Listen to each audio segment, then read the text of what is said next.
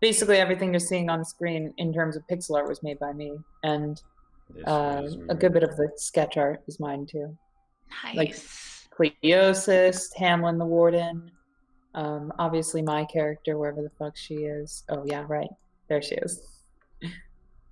These guys. No, the one. Yeah. Wait, which one? The one that's a sketch. I have not gotten into digital art yet, but it is Oh, on my okay. agenda. Yeah, I'm pen and paper at the moment, except for the pixel art, which is obviously quite the opposite. So, All right, so yeah, and we are. It's time to start. Oof, we're having quite the time here, aren't we? Sending out those pingy poos. all right, and I should do a show post. Cause dude, yeah, I don't know what my phone is. Ah, there we are. Take you off to do that. Do do.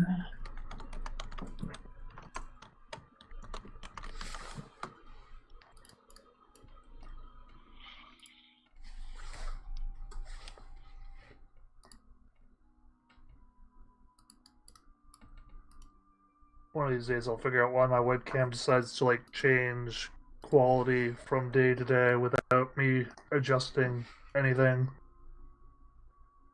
The world may never know. But today is not that day. Mm-hmm. Ooh, we've got 7 watchers already. We do. Hey everybody! Hello, stream viewer. We're getting set up. Yeah, I haven't even Just sent out one the. sec. I haven't even sent the at yet. Damn! That's impressive. I know I'm going to be way more prepared than this, but you're just gonna have to pop along the line. You know what I'm saying? Boom, boom, boom. I did put that in the right channel, correct? Community streams, yes. I did put that in streams, yes, yes, yes. I'm not gonna put this in here. It's supposed to be in streams. Everyone. Hashtag Freistadt. Pop this in now.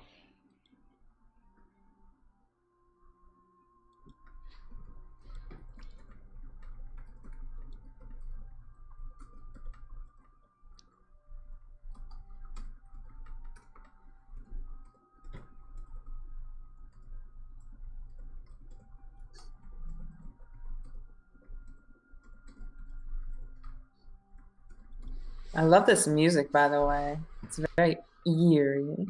Indeed. Alright. Character slots. Minerva. Boop. Boop.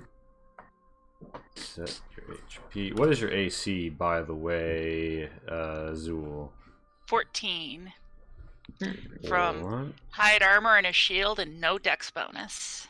Oh shit. Oof. That is the druidic life. Yeah. We've got a lot of druids in this game. True story, I've never played a druid. It was one of my earliest 5e characters was Druid of the Land. Yeah, so we got. At least we will have a lot of druids until they get hit, because you know. Oh no, man! Beautiful. In all the games that I've run, the tankiest character I've seen was a druid who just kept shape shifting. I'm like, holy crap! This character has like 300 HP. Yeah. Yeah. That's them druids of the moon for you. True story. Druids of the Moon, of course, are my personal favorites, but never played one. So yeah, you guys begin your adventure in the. Well, hold on. Fuck. All right. So everyone here, I've put your token. Oh, I haven't given Minerva sight yet, so Jessica probably can't see anything. Oh no. Well, I could still see most of the room. But I could see slightly more now. Yeah, probably through someone else's eyes. Yeah, which is just how this game is going to be for a while because of how it's been rolled out. But yeah, stall for one more second for me, dearies, and then we are going to get on the road as is sorely necessary. So, guest, what was your name? Person that is neither 12-sided, Lee, Zool, or myself? Sithis? Chromag? Oh, yes. Oh, Cormac, pleasure. If you could rename yourself on the thing, that would help. I'm just terrible. Also, we're stalling, so Lee, Pat, it's time to shill. Ooh, la la! What am I showing? I mean, it's you. I'm sure you'll find some of your art, your token packs, Yeah. whatever. I've got a lot going on. So later this week, or like, technically we're supposed to release it this week. But it's been pretty busy.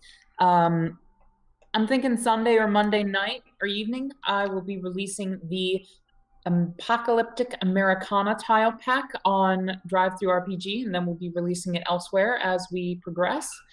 And basically, it'll be a tile pack that we use on Thursdays for the entirety of the Fallout world. Why did I do that? I'm so stupid. It's also useful for like basically any sort of apocalyptic or Americana related shows you may be running, games, I mean, on Roll20. Should give you enough to have a good time in the world. Basically, I wanted to make it so that you could run any Fallout game you wanted. Now, the next thing I'm working on, once that gets released, is Megacorps Marines and Monsters, which is the Alien/Aliens verse equivalent. Basically, I'll give you all the tiles you need to run an Alien RPG/Colonial Marines sort of game. Probably also very useful for if you're doing any Blade Runner-y cyberpunk stuff too, because I'll throw in some extra tiles that could represent like settled planets in the world of Alien, which of course is essentially the same world as Blade Runner. So I'm going to take inspiration from that too. So, and I'm also going to throw in a few Alien environs for the funsies. It'll be great. Stay tuned. Amazing. Hello, Power Panda. I was shilling. Shilling to the stall. So, we begin as we mean to go on with the Twitch sound. Oh, finished back. Thank you for hosting. Here we are in the Fifth Watch, a tea house in Freistadt, a city recently beset by strange and unusual storms. Now, there's several problems here, like the miasma, the disease, the collapsed bridge, violence in the streets, looting, and now some sort of strange magical anomalies as we check in with the party at the Fifth Watch.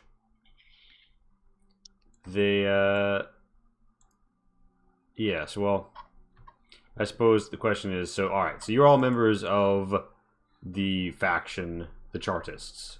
You are pro the independence of the city. The Fifth Watch is a usual Chartist haunt, and now that there's an emergency going on, it's sort of the primary base of operations. Where do you see yourselves, hanging out and drinking and such? Or what would you be doing? Would you be like tending the plant, drinking some tea? I like to think my character purchases very expensive tea, but she does not have class or a comprehension of why it is more expensive than other things. Basically, she sees all tea as tasting the same, but she prefers the more expensive stuff because I'd feel my character would be off to the side in more of an observatory role. All right, and there are several corners. Three of them are a little occupied, but you can pop into one of them. And maintaining that archer level, low level buzz. Nice. I think she mostly drinks tea for the captain. No, I meant Detlav because the cumulative hangover would just kill me. Indeed. So our characters are very different. it's and Sithis, what are you up to? Oh, you have no art. Don't post that token. That token sucks. That's not what I look like. Do you need art? I thought you said there was someone named Hime in Yeah, here that was like there is. Watts. Oh, So- sweet tea, man. So she is a samurai. She defends this region of the city, and she's normally either getting drunk or dealing with her hangover, or making sure that this district remains safe. Or not this district, not this whole district, but just like this hex on the map that contains the Fifth Watch. So she is around. I just don't see her in the room. Right. So in theory, she's behind this, but like I keep being lazy and not getting a token for her. Okay. Well then I'm gonna talk to her in visible form wherever she's standing, and barring that, if she's not actually in the room, find out who needs her. Yeah, you're gonna chat her up. All right. Yeah. Find out how we gonna go about dealing with this in this situation. She's got a bit of a spleen head. She's like, I think Nico's in charge of that. Dog, give me some more of that tea. The Fifth Watch, of course, being known for having the best herbal remedy for hangovers in the city. All right. I point this way. I point that direction and say crab. It helps. Oh yeah, the delicious crab that's been cooked up. Beautiful. At just this moment, someone comes in the door. It's local. It's Johan. Oh. He's like, oh my gosh. He's like, help, help. There's a big hole. A big hole. Yeah. The bridge was not our fault. Niku and the The other taxpayer sister. dollars will go to the repairs of the hole in the bridge. Johan's like, no, it's not the bridge. In the middle of Innenstadt, which for reference, Innenstadt is the downtown district that you guys are in and the Fifth Watch is located in. Oh. There's a big hole, and there are these fairies coming out of it, and they are wreaking havoc. Oh, Fairies, you say? yeah. Hey, Pirate Games. The Fae are notorious tax evaders. We should look into this. Oh yes, they're ravaging. Hey, us. why would they? The squatters. Exactly. I grabbed myself some empty jars. Okay. Bottle myself a fairy. Yeah, we going all linked to the past. No. See? To explain, I didn't say fairy. I said furry. Oh. Oh, Wow, that is totally not what I heard. yeah. We all heard fairy. We all heard. Yeah, everybody y'all were that hype. won this fight was Let's go get some fairies. Anti. Fuck up some fairies. And then it's a Just fucking smash war. myself some clay pots. Cut Yeah. some grass. Call Epona. Yeah, absolutely. Not Lee, now you have to change it to fairies. It's fairies now. Change all of your plans right now. Oh shit, I'm off center? Oh yes I am. Thank you, Party Wipe. Yeah, I forget that with this stream frame I need to keep my head like here. I should really gel my hair back. But yeah, so Johan intimates that the place that the Innen hole or the Innenstadt hole has opened up is somewhere somewhat nearby, and he even marks it on your map. Are they Furries are rat also people? notorious tax evaders. I heard furries and giant hole. I have to ask, are they rat people? He's like, they do not look too rat-like to me. The tails were too furred, and they reeked of alcohol, and they appeared under the tavern and started busting Can the I whole make place up. a knowledge roll? Yeah, and I would say that 12-side guy is going to make that one with advantage. Surely. Oh yeah, Yes. you would definitely. 'Cause- yeah, no, I mean, you can have a theory History? without having to roll for it. Nature? What would it be? I'd say either of them work. Am I not able to edit this thing's name right now? Yeah, okay. No, let's go with nature. What do I know about nature with regards to drinking alcohol? All right, so so I would say, yeah, I mean, 12-side guy, you can voice whatever theory you had. I think you might have. No, I'm good. I'll leave that one for the party to discover. All right, well, the 19, yes, yeah. Oh, I was gonna ask if I could also try to intuit what that yeah. might be. A Certainly. druid would probably know A a lot nature about or a furries. history, yeah. All they know is I get that like 1,000-meter stare. Oh, that's not And with then- advantage, but it's just the 20. But yeah. Okay, well, that's still pretty good. And Sithis, do you venture a guess, or... Fuck no. Okay. So, yeah. Not Menzo, but Minerva has a sneaking suspicion that furry, popping up beneath taverns, really liking alcohol, these might be gnolls. And gnoll holes have been known to appear without rhyme or reason. And the disturbances around gnolls, known as gnollery, when they gather in any significant number, tends to be a preternatural force, although it is not magic in the sense that most spells are. It's something different. And, yeah, you know that gnolls are, in general, you know, they go to where the chaos is. They arrive, wherever chaos is, gnolls follow, and they loot and steal and kill and eat. They are scavengers and salvagers. They make use of whatever they can loot. They take things, and as order is restored to an area, there just aren't gnolls there anymore. And gnolls come out of gnoll holes, and that with a 20, I would say that you know that there is something different about gnoll holes. It's not just, like, they don't have an underground empire or something. They're not that organized. It seems that they're capable of some sort of very exceptional travel via their digging. Okay. And They're Warhammer 40k orcs, basically. I thought you were about to say Skaven, but yeah, although that'd be fantasy. yeah, And rat opposite people. Skaven. Yeah, no. So so you know that, and in general, you know that it's not like other editions of D&D where like gnolls are just like carte blanche, like he's like totally evil.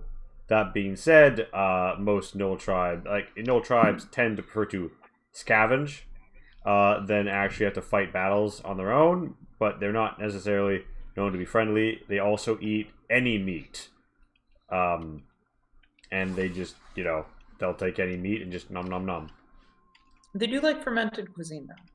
Yeah, they really like to get drunk, and you know that with a 20, you know that the drinking is related to this gnollery. Now, this sounds like a very serious issue, one that I will not take lightly. This is a threat to order itself, and I'm not a woman who takes lightly to that kind of thing. Yeah. Just grumble and head towards the door. I would say that this takes precedent over my job of murdering someone, in fact. All right. Job is to collect taxes. Well, it's a long story, but someone has to die in order for me to do that, so You have I to go over talk the so money. loud. Why is everything so bright? And I can really fast download. Oh, never mind. I can't. I'm trying to get 12 Side Guys token real fucking fast. Boop. Yeah. Okay. So I'm gonna have to remove the default. Pop it out. It'll take the new art. The older Detlev. A little older. Perhaps not wiser. I mean, to be fair, when you are constantly a little drunk, what is his AC? it's still 18. Alright. Constantly a little drunk? Sounds like me, IRL. Not that we condone abiding beyond what is safe. Know your limits, stay within it. I know my limits. Say no to drinking and drugs, kids. We say as we let. It's great because like every time, yeah. Well, we'll see. But Transcend just lighter limits. sound. We'll see. We'll see. Yeah. So the gang prepares to I suppose are you gonna follow Johann to this hold that he's talking about? Yeah, of course. I have Oh, to yeah. take care of this in order to reestablish order in this city. Oh yeah. So the paper doors slide open and he leads you guys out onto the streets of Innenstadt. And I'm just gonna move everybody here, and I'm gonna grab you guys. I'm gonna copy that. I'm gonna avoid copy pasting a whole bunch of doors with you. Copy that, and throw you onto the Freistadt map. So this is the map of the city around which you navigate. You see on your map there is the Innenhole to your north and east. To your south and east is the Slugy bookstore. South past that is Council Park.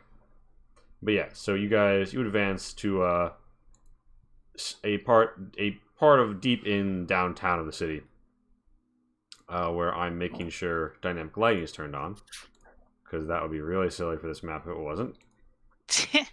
And yeah, I'm gonna throw you down here. And yeah, so there's clearly been like there's the storm damage happened. People were kind of recovering, maybe in the next few days, and now there appears to have been collapses around here, particularly in this square of buildings that you've come upon. I'm gonna move you over, and then I'm gonna shift ping you guys to where you should be. There's lots of broken glass from the upper stories that has just rained down onto the streets. Wattle and daub buildings cracked. There's broken shingles all over the place. Various discarded rocks. The collapsed walls and buildings to your southeast. North, you see blood, a dead commoner, and oh, what's this? Oh, What's this? I did the wrong combination. Nothing. You see nothingness. You see, a knoll, perhaps. Oh shit. Yes, this is not so good. And they're pretty far away, and they haven't necessarily noticed you yet. But you are going to. You're aware that there's one 120 feet to your north. Well, what do you say? Should first ask questions later.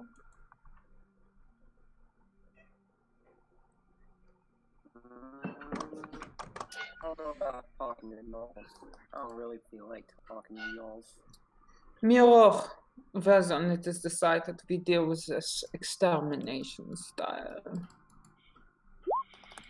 Zepiped's going to put an arrow, a crossbow bolt on her crossbow, right. And so Herr Detlev line up a shot. Herr Detlev just goes ghost. Did we walk here? Yes. Also, what's your AC, Herr Detlev? 18 still. I'm going to find myself a tactically sensible position to be in before I actually let off that shot, though, which presumably is a miss. Let me see. Yeah. So the gnolls are up here. Well, you certainly spotted a gnoll up here, at least, next to a dead person who seems to have been a bit chewed on. I'm gonna go ahead and say I got. Now, could I get here before I fired that shot off? Sure. Okay. So as you guys see, Detlev disappears. Deputy Paid walks up. It looks like she's about to shoot her crossbow. Johann cowers in this doorway. Minerva and Sithis, how do you guys proceed to stance up as it becomes clear that your compatriots are intent on stealth and violence, respectively? Minerva would be slow to react. She's definitely observing, just taking the whole situation in.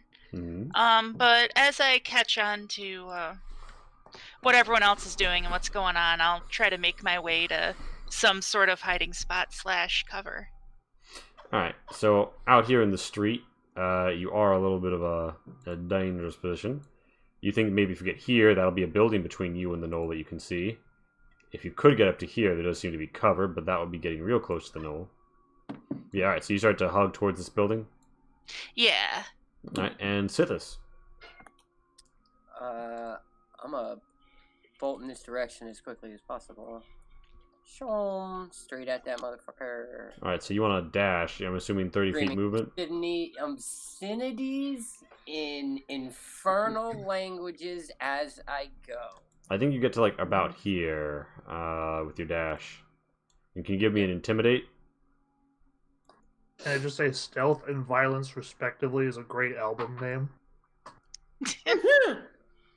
It also describes the United States politics. All right, so this. Topical. No politics on stream. You I'm a monster. I can do what I want. The world is political. Yeah, so you give him a charge, and it's feeling charged. The Knoll Jack ahead of you, a male, only about 6 feet tall and hunched, is, you know, I'm gonna see how they feel about that, and they think that you know, they had some tasty human meat earlier, and they're thinking they like the taste of Sithis. They think that he might be tasty. Where did you say I got to? Like here? Yeah, here. Yeah, like here. Yeah. So at these positions, respectively, we begin to roll initiative. Sounds about right. That sounds about right to me.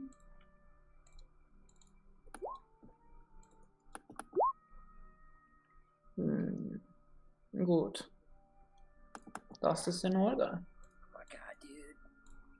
I wish I could have a tracker to see how many times I've rolled initiative under 10. I got a character that has +3 to initiative. I don't understand. Such is the fate of the dice, or the dice bots in our case. Yeah, the gods of the dice, or rather, I should say, the robotic overlords of the dice are not in our favor. Yeah, so someone you cannot see readies an action. I check a certain... Yeah. It is Herr Detlev's turn. Herr Detlev, you are presently quite stealthed, as long as you don't, you know, break from reasonable cover. You do not think that you're going to be detected unless someone's really good at detecting people.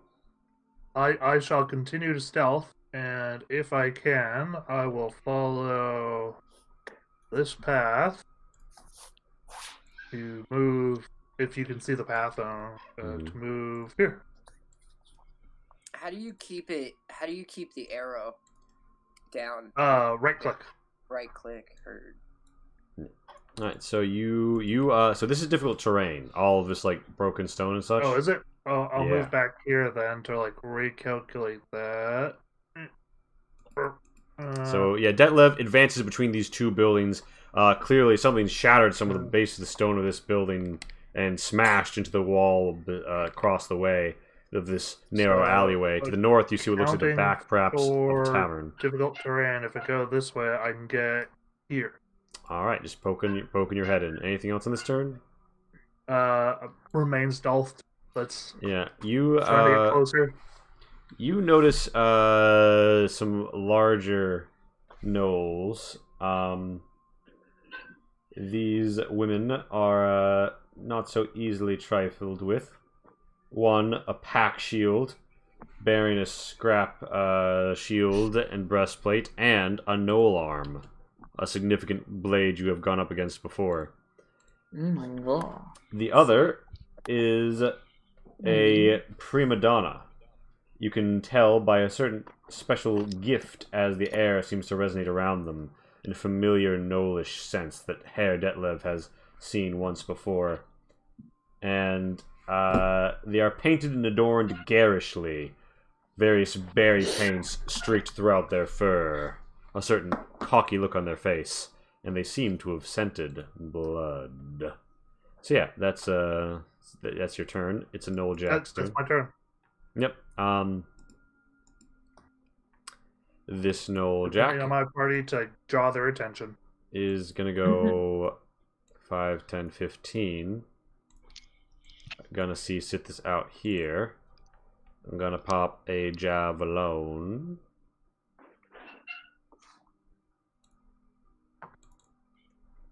A 14 does not hit you, and I think they had disadvantage out of that range anyway. So that's one javelin down. They are going to return to their previous position. It is Debt Be Paid's turn. Debt Be Paid, Gelf. Give it to me. Yeah, well, it is time for me to use a ranged attack because I am not in range of killing them right now with my sword. 1, 2, 3, 4. So I can get about there, and then I'm going to let off another crossbow bolt. Does a 21 hit? 20. Alright. So that is a hit on that Noel Jack. Can you give me your damage? It's 4. I should be speaking Alright. German this whole time, just to piss people off. Alright, so you thud it for 4. It is a Noel Jack's turn, and it goes and it seems pretty upset with you. It's going to pop down here 15 feet. It's going to pop a javelin at you. It's going to bounce off of your armor, and it is going to pop back up here. It is a Noel Whittler's turn, and they are going to go here and already in action. And this Noel, well, let's see who can see who. Yep.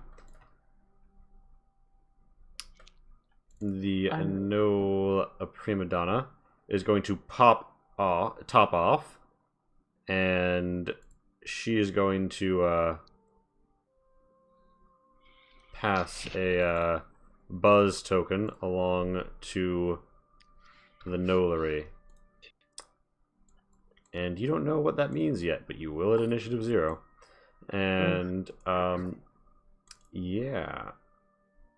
Sonorous Howl, 2, 3 buzz points to Nolery if active. Yeah. And also going to use Sonorous Howl as you're just echoing throughout the halls and the back alleys. You hear some bottles still shaking around in the broken open tavern fall to the ground and shatter and clatter, and there's just even more broken glass in this tavern now. And yeah, that's 4 buzz on the Nolery, and that will be her turn. Minerva, there's some strange stuff going on to your north. Yeah, I think it's a little bit past the time for just taking in what's happening and possibly to act to help people. I am going to stride forward, and I'm going to cast a spell to cause entangling roots to spring forth from the ground to hopefully entangle these gnolls. Ooh, nice noise. So is that a dex save on that, or? I believe it's strength. And that's DC 13. Pop. So, ooh. Well, it's still difficult terrain, right? It is. Alright, yeah. It absolutely is. The Noljacks twist and turn, and you find their overlong, gaunt bodies a bit too sinewy of strength as they pop free of the vines that are growing. However, they do seem taken aback with at the appearance of these vines. And that is going to be my turn. All right.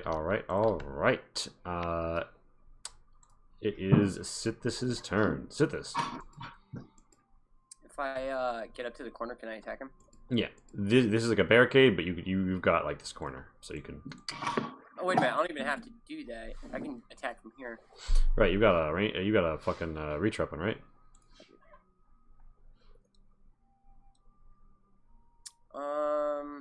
Do we want to do anything Hell Knight-ish first? Yeah, we're gonna do one of those. We're gonna do one of the things. Nice. Baleful Interdict. All right, who you dropping that seal on? The guy that I'm about to.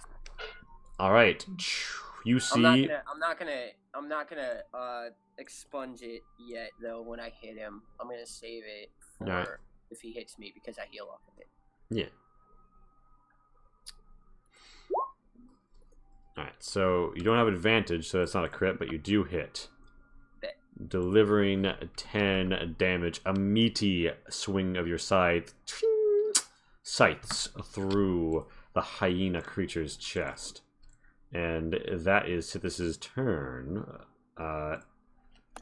Now, something else begins to happen. You feel something a little funky come into play. Oh yeah, it's Nolery. Be like disco ball funky. We've got two soundtracks going. How exotic. Yeah, so we're at 5 right now on the buzz, and yeah, we'll see what Nolery does. All right. Lee, I'm not sure if you want both songs going.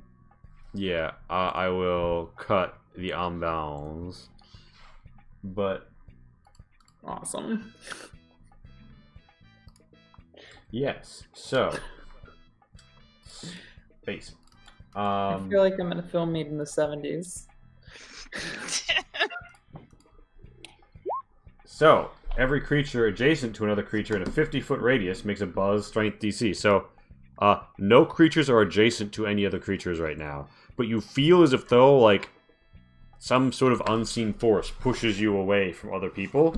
But it's not enough to actually move you because you're not that close. And with that... That's advantageous to me. It is a Noel Whittler's turn. And Noel Whittler is going to move here. And actually, wait a minute, hold on. I need to resolve a ready to action. Because when Sithis comes around this corner, this Noel Whittler pops a shot. From their horn bow. 12 misses. This one is gonna move to like here. And ready in action. It is Herr Detlev's turn. Did I not roll for the pack shield? No, I did not. Probably a good thing for you guys. It is Herr Detlev's turn.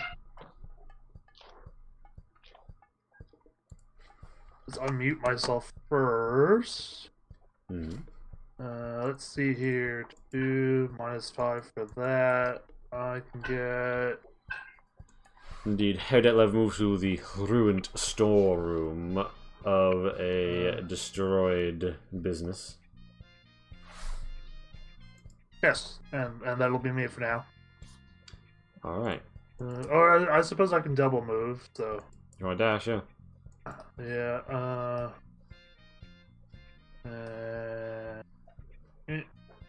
there. Cool, yeah, and that'll be me. Alright, so... This person does not like the fact that Sithis has done that, and he's not in a great position to do...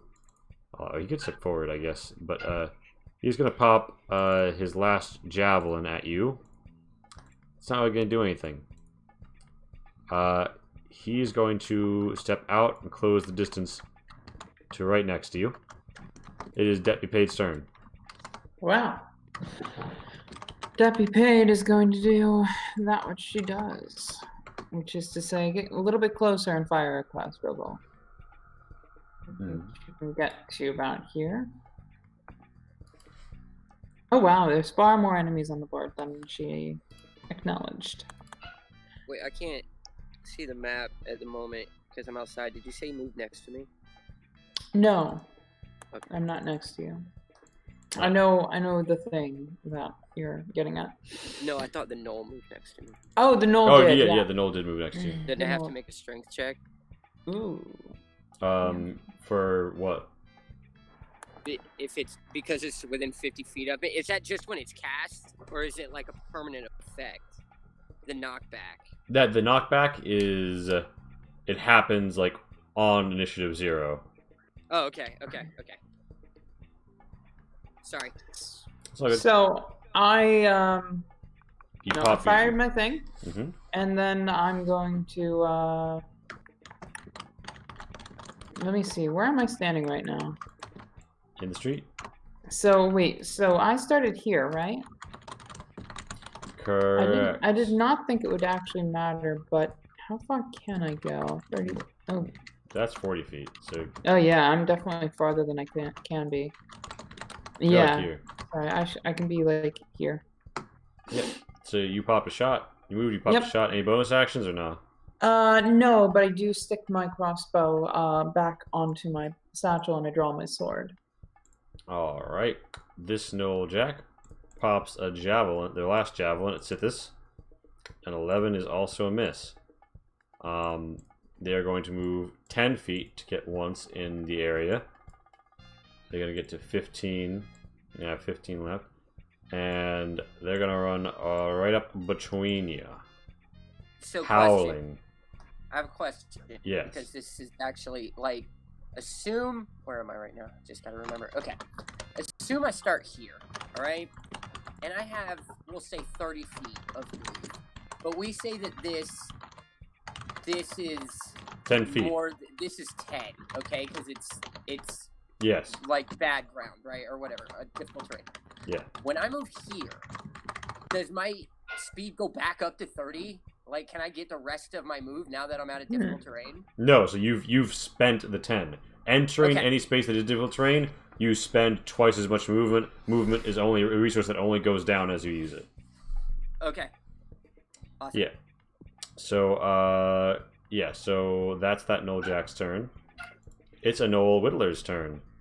The Noel Whittler moves up here. 5, 15, 25, and it shoots at Sithis with a horn bow. Or, sorry, not a whittling dagger. It's good that there wasn't the whittling dagger. That would have been bad for you. However, the horn bow does strike true, and you're at 16 AC, right? Yes. Alright, it punches through your pauldron, and your shoulder has a bone arrow dug into it. And the Whittler uses their bonus action to deploy some knoll ropes in a 5x10 area. And he chooses this area. It's a prima donna's turn.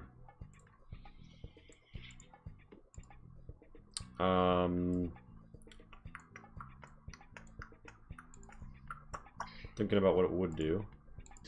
Thinking it would get to here. You hear a cackling singing from within this house. And it's, you know, going down. As long as the hooch of this creature uses a top-up bonus action, they can either choose one of the disengage, double range with booming voice. Yeah, okay. So for now, she's going to dash.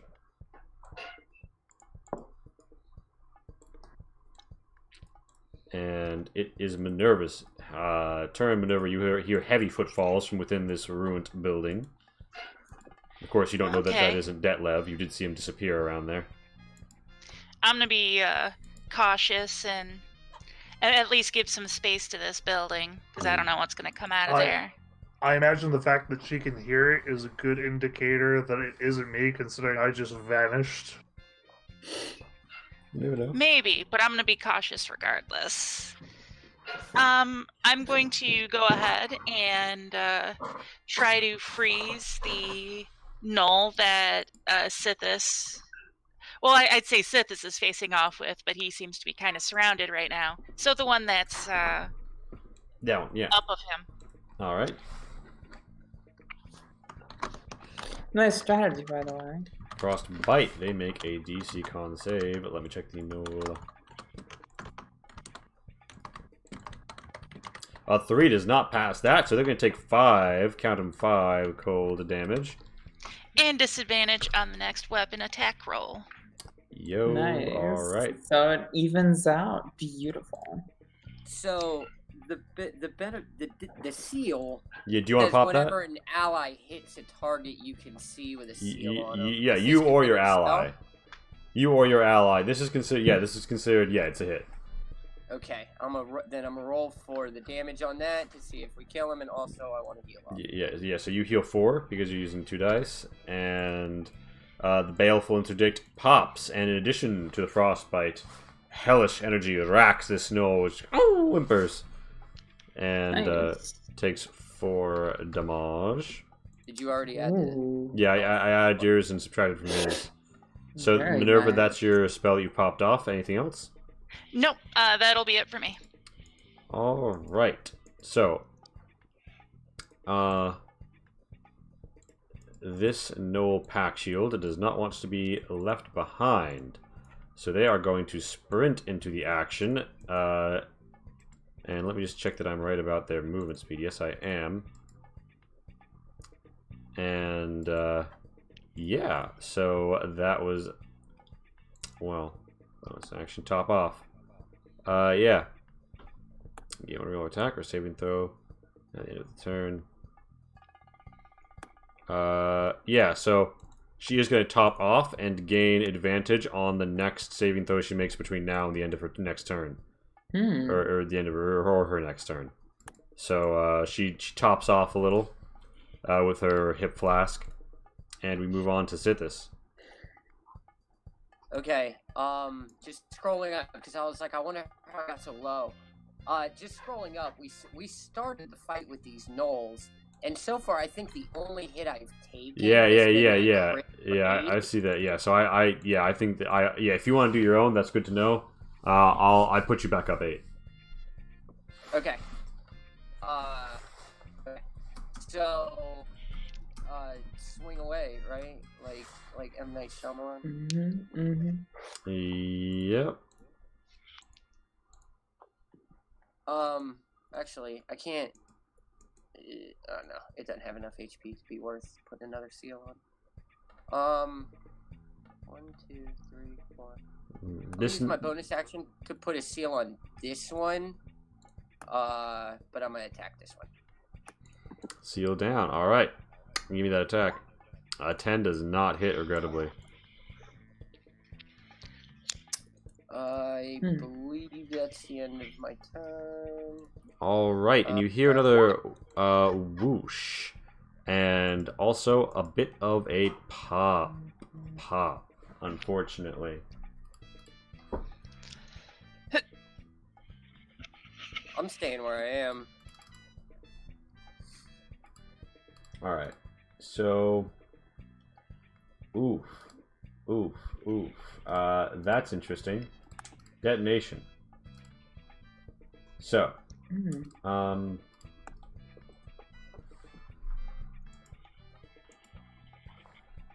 oh my. Oh, this is a different thing. This isn't the knockback. Got you. Indeed, no, the reaction cannot be the same twice. Yeah, it's kind of like a wild magic surge table.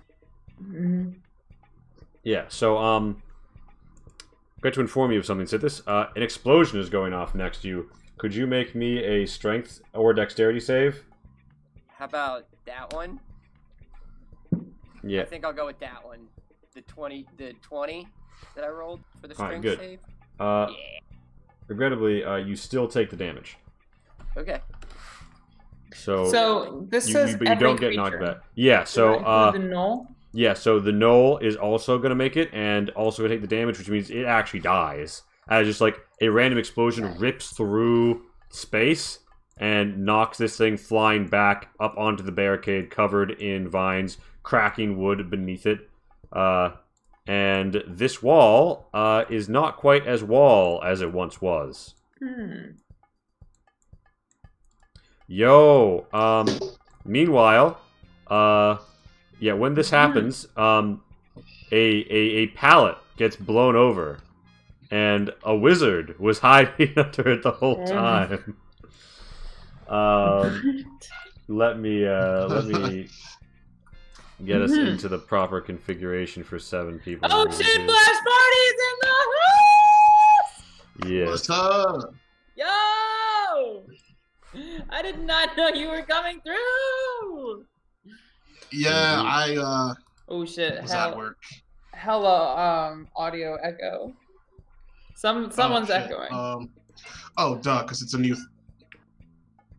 It's me. No, that's my fault. Awesome. I forgot to. Woo! Fix your echo, Pat. Jeez. My Okay. echo, excuse me. Bish. Has it been resolved? Yeah. Mm-hmm. Yeah, and by the way, Okay, cool. do you have a token? I do not. Grab one of Ooh, Sokinoara's real fast. shit. And what race, species, etc., etc., etc. High elf. Species. What am I saying? All So right. elf. Elf wizard. Let me send you something real quickly. Probably work with this. Mm-hmm. Where is the? Noel Oh, Whittler it's gets working here. on. The Noel Whittler Should say. pops. As a Boom. temporary thing, do you want to use one of my okay. elf Shot tokens that I've made misses. in the past? Yeah, sure. That works. Okay, and we can totally fix it up later. All right, cool. Alright, Yeah, and- just give me the information after the sesh. alright, I'll it is fix it good. Herr Detlev's turn. By the way, Herr Detlev, it does seem that there seems to be some crude fortifications built up around this hole. A hole that kind of reminds you of a hole you once found in a cottage. Yes. Well, that's all great and dandy, but I've gotten farther away from combat than I had hoped because my hope was to Mm-hmm. so I'm Outflank them. gonna Shit, Yeah, I I'm think the wrong gonna- one. We navigate around here, and it looks like if I navigate around things, so like up through here, I can get, and that's assuming I can like sneak through here. Basically, I don't know. That's Yeah, although back out, yeah, I'd say there's still stuff to hide behind because there's barriers and then there's collapse stuff. So you still have stuff that you can be hiding in and around. well, in that case, I'll go here. Let me see if I can edit it for you real quick. All right, so that's your turn. Yep, that double movement. Yep. All right, so that Noel Jack is dead. Debt be paid. We don't need to really worry about editing. I'm just gonna grab. Just it's the latter one, the bottom one, not the first one I sent with the eyes open. That one's specifically a drow. Anyway, okay, cool. So it's pretty obvious what I'm gonna do. Showing, bada showing. Drop my great sword attack. All right, I'm assuming a 19 hits. This one takes, and oh, actually, it would be at advantage. So let me roll just in case. I'm gonna move one down, so you know, obviously, I get that advantage roll. And I think we're counting that as flanking in this. So whatever. Either way, I move so that I get flanking if need be. And it looks like a 19 is the optimal roll there. So that would be 13 damage, and I don't have treachery because I had advantage. You swing, and your greatsword cleaves them. Your Zweihand cracking bone and cutting flesh, bloody fur flying aside. It is Bloody furries. It's the Noel Jack's turn, and the Noel Jack is going to use a spear against Debt Be Paid. Try as you might. 10 does not hit. Furry friend. It is a Whittler's turn. The Whittler is going to shoot Sithis with his horn bow. A 13 misses. He's going to move 10 to get here. And then he's going to move 15. And then he's got 1, 2, 3 more of movement. And Herr Detlev, could you reroll stealth for me?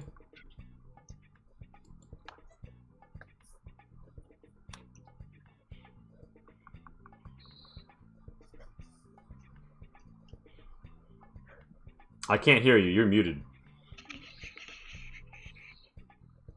1 second, my sheet's hiding behind my macros. It makes it a little hard to get at. And by the way, yeah. So still.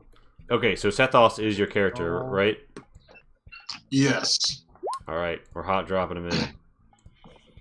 Oh, right now? Soon.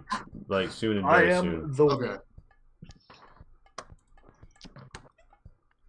All right. Yeah. So you, the Noel Whittler does not detect you. He ends his turn there. Is a Noel Prima Donna's turn. So the Noel Prima Donna let's see if she can actually get here. I think you're measuring from the pack shield. You're right. I am measuring from the completely wrong creature. Thank you for informing me of that. Oh, you're welcome. 10 feet doubled. Okay, yeah. So 15, 25. Pop it out. She's gonna top off, and her top off effect of choice is going to be doubling the range of her booming voice. So everyone within 20 feet of her is about to make a so debt be paid, Enola Jack, and Sithis. Make me them strength saves. Alright, getting that up. Strength. And the pack shield. Oh, does that count too? 20 feet, 15 feet, 20 feet. Does the 16 work? The way that roll 20 draws the circle puts those squares pretty firmly outside. But I guess they're really square radiuses in D&D. Whatever.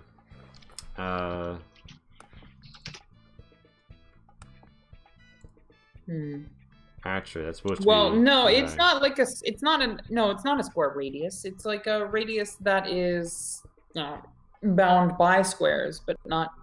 There's like a whole chart for how that. It is 20 right. feet though. It's a radius. So. If you do an aura around the prima donna, like a 10-foot aura, you'll be able to see the 10-foot radius. Well, I put a 20-foot radius on it, and like the squares that are straight out 20 feet. It doesn't. It doesn't touch on the bottom, but it does on the top. No. Okay, never mind. I see. Anyway, point is, it billows, and Sithis does not pass. Pat does. So this, I should be going as my character's name. You are gonna take 2d6 damage and be knocked prone. So that is a 10, and you are prone. Damn. Sithis always takes the most damage in these games, I've noticed. Yeah, no kidding. What the fuck? I'm sorry. I'm sorry. Heavy armor, man. Heavy armor will help, but that costs a lot of fucking money. No prima donna. That was her turn. It is Minerva's turn. Minerva, there's a screeching no prima donna here.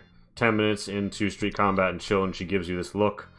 She towers above you at like 8 feet tall, hunched a bit. Baring her gums. Okay, I'm gonna see the danger that my fellow tea drinkers are in, and I'm going to run up and cast a spell of warding wind. Nice.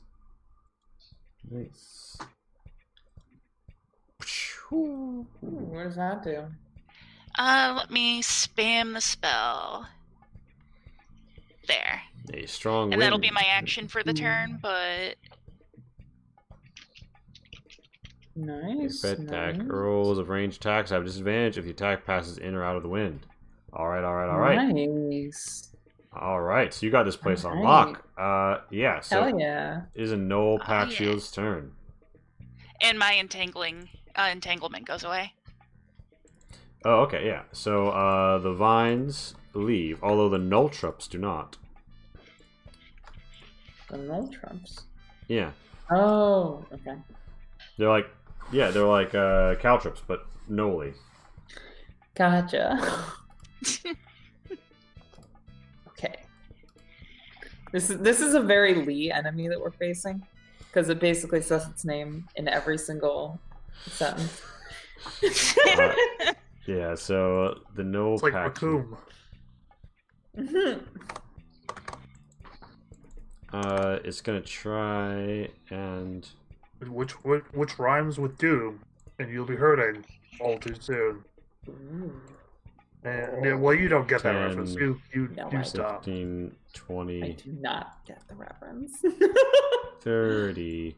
As a rule, just assume I don't get a reference. It's gonna because I get probably- here And, ooh, just out of its range. So it is gonna go ahead. And by the way, you see this Knoll? She's got like scrap armor plate all over her. She's got a shield strapped to her arm, and she's wielding a polearm with one hand just fine. She's big. Oh, God. This pack shield is not Mini fucking around. boss. She's gonna pop that dash, and she is gonna get right Mini boss. here. Because this is within... you are all three of you are within 10 feet of her now. It is Sithis' turn. Well, shit. Watch this. This is gonna be awesome. Oh shit! I didn't mean to do. I didn't mean to do that. Sorry. It's all good. We're gonna attack the Knoll in front of me with just a regular, fuck you up. Alright. So, and, really fast, Flesh Party, what's your AC? Oh fuck! I don't know. Give me a second. Yeah, I'm sorry. So, Sithis, you stand up and you attack the one right in front of you, yeah? You embed its, you embed your scythe into its back, and it keels over dead. Alright. Nice. Now, we are going to Action Surge, which is one of... You're gonna use you're gonna invoke the thing, yeah? Yeah. Is that the right one? Yes. Okay, and then we're going to move 1, 2, 3 because I get half my move because it took half my move to get up. Mm-hmm. I am going to use my bonus action to... Fuck, I have another one sealed, don't I? Didn't I have another one sealed? Yeah, you have a different Knoll sealed. Wasn't that up here? Yeah. Okay. Well, that's gonna do me no good, actually, because I have to be within 30 feet of it. But whatever. Wasted move. So, I'm gonna seal this one. Alright, you pop a seal on the Knoll Prima Donna. And then I'm gonna swing at her. Oh, wait a minute. No, I'm not. Then I'm gonna reach out and try and grab her by the throat. And give us a little of that sucky. Alright, so you deal her 7 damage and you gain 7 health as you use Infernal Conduit. Plus the 4 from the seal. Oh shit, because it pops. And 9 more damage. Give fuck!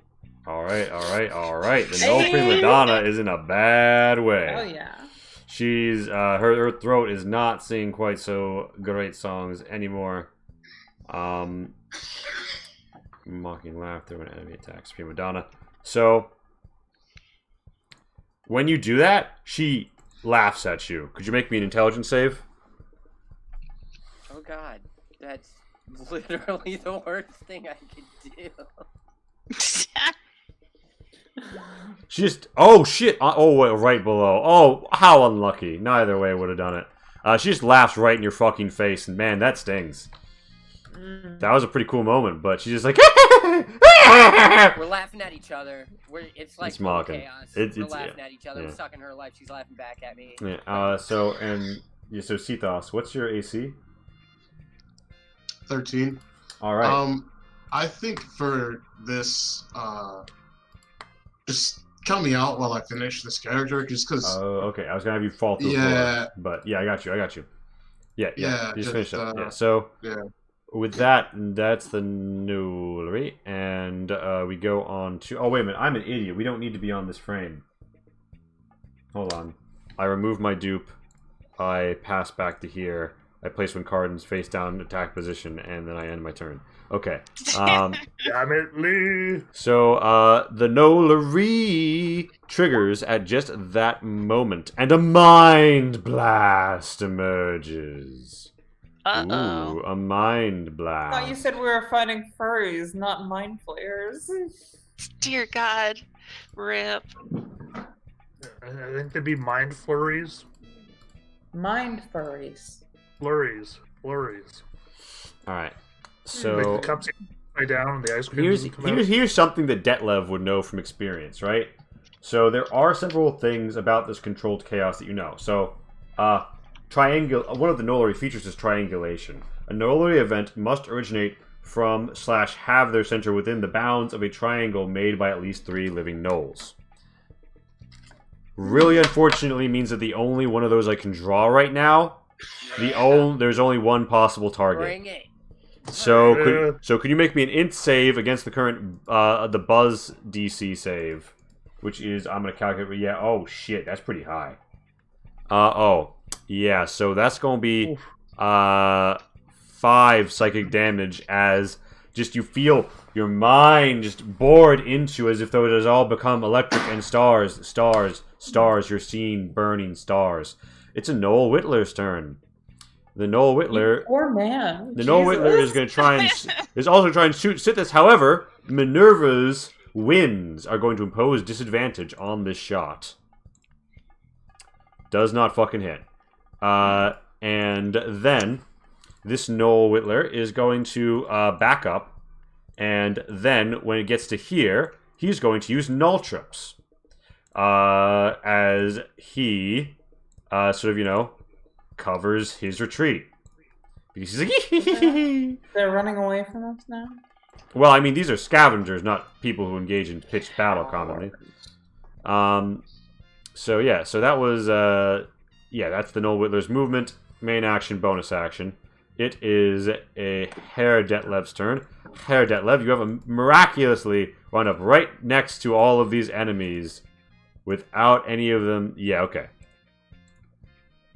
Let's see, you need to open up my sheet here so I can make this attack. So you gain 5 temp HP, and you make an attack with advantage against the Noel Whittler. Yeah, exactly. That's a fucking hit right there. Oh, that is brutal fucking damage, too. You cut into this archer very grievously. You're going to action surge. My warning wind will blow away caltrops. Oh, shit. That's interesting. I would think it would. I think it might also blow around. I think it might also blow around like the debris. That could be interesting. We'll have to see. So now, do you still have advantage? Yep. Any attacks I make until the end of my turn. Okay. Then that's a hit, and this kills the Whittler. Unless did they have a reaction to pop? Nope. And that will be my turn. Alright. It is Deputy Page's turn. Yeah. Well, it is time for me to kill some more things. I think. I'm going to go here. Whoop. Here. Where I have advantage. And then going to swipe at this Gnoll. Intent on killing it. And by the way, I think somebody is echoing, and it has been going on for the entirety of the stream. What? Very minor echo. Ich weiß nicht. Yeah, I think it might be me. And no, it's been no, not you. Yours was very loud. Right. That was another that was okay. That's been going on for a while. So a 20. The only one I hear is like the acoustics from your room. Alright, so you hit and you deal 12 damage to this Null Pack Shield. Mm-hmm. Is that your turn? I'm going to put yeah, you know what? No, that's just my turn. Taking it nice and easy. Right. It's a Noel Whittler's turn. It's very scared by the fact wait. I'm sorry. I wanted to use an intimidation to get this Null to target me. Alright, you seem to be trying to draw its aggro. I think I actually have, let me see, give me one sec. I have advantage or something on. No, so it's already factored in. You notice how your proficiency, you see how high that number is? It's because you gain expertise, basically. Excellent. The Noel Whittler is like, oh shit, that dude just got murked by that random guy who just showed up. And so he's going to pop a hornbow shot. And miss Detlev. And then you hear a crashing of wood as it just dives down into something. around this corner. I yell, coward! Yeah, it is a Noel prima donna's turn. The Noel prima donna is going to go ahead and attempt a bone-crushing bite with advantage on Sithis. That is going to hit. As 8 piercing as she just bites your throat back. Because, I mean, fair is fair. And you receive a very bad hyena hickey. It is Minerva's turn, Okay. I am going to go ahead and I'm going to try to Thunderwave the pack shield in front of me. It's a 15-foot cube, but I want to aim it in such a way that it only hits the pack shield, which should be pretty doable. Wait a minute. So, oh, so you mean by, like, standing up there? Yeah. Well, it's a 15-foot cube originating from me. Oh, right, because it's... Oh, right, yeah, because I feel like we've had this discussion before in that one game. Yeah. Okay, I know what you're talking about, yeah. Yeah. Alright, what's the save that it has to make? DC 13. Alright, and what is the stat? Con. Alright. So does it still take half? Yep, half damage. Oh, but not pushed. Half damage, but not pushed. Not to self. Don't try to inflict a con save. Alright, so that's your main action. Yeah. What's you going to do otherwise? I'm going to move around the pack shield and try to get to a place to cover us with the wind better. And that will be my turn. Alright, the no pack shield is not happy, and Deputy Page is Not trying me, to bro. attract its attentions. It's gonna roll a whiz save to not fall for that, except it doesn't. And yeah. I bet you don't even pay your taxes. So they're gonna use Shield Slam against you, and a 23 is gonna hit. So could you roll me a Strength save, and your DC is 23. That's gonna suck. Yeah. So you take 7 bludgeoning. Now I would like you to note a feature of the text here. You must use your movement to retreat 5 feet from the knoll. You have the option to occupy the space that you are in. And Sithis, correct me if I'm wrong, but you have a 10-foot reach weapon, right? I do. All right, so it goes here. And well, Minerva, though, do you have a melee weapon out? If you wanted to, you could offer. I have a staff, and technically I'm using it one-handed, so I don't think it counts as a weapon. Oh, okay. So basically, nobody opts the pack shield. When they do this, the no pack shield then still has a bonus action. Hold up. Can you hear me? Yes. Okay. Whereas, now this is kind of technical. I guess this is kind of DM discretion here. Whereas he does not proc an attack of opportunity with my reach weapon, he would technically proc an attack of opportunity if I chose to hit him with an unarmed weapon, or like try and punch him. So you want to like punch him as he leaves your area of your threat range? Yeah. Sure. I thought the pack shield was a girl. Yeah, no, her.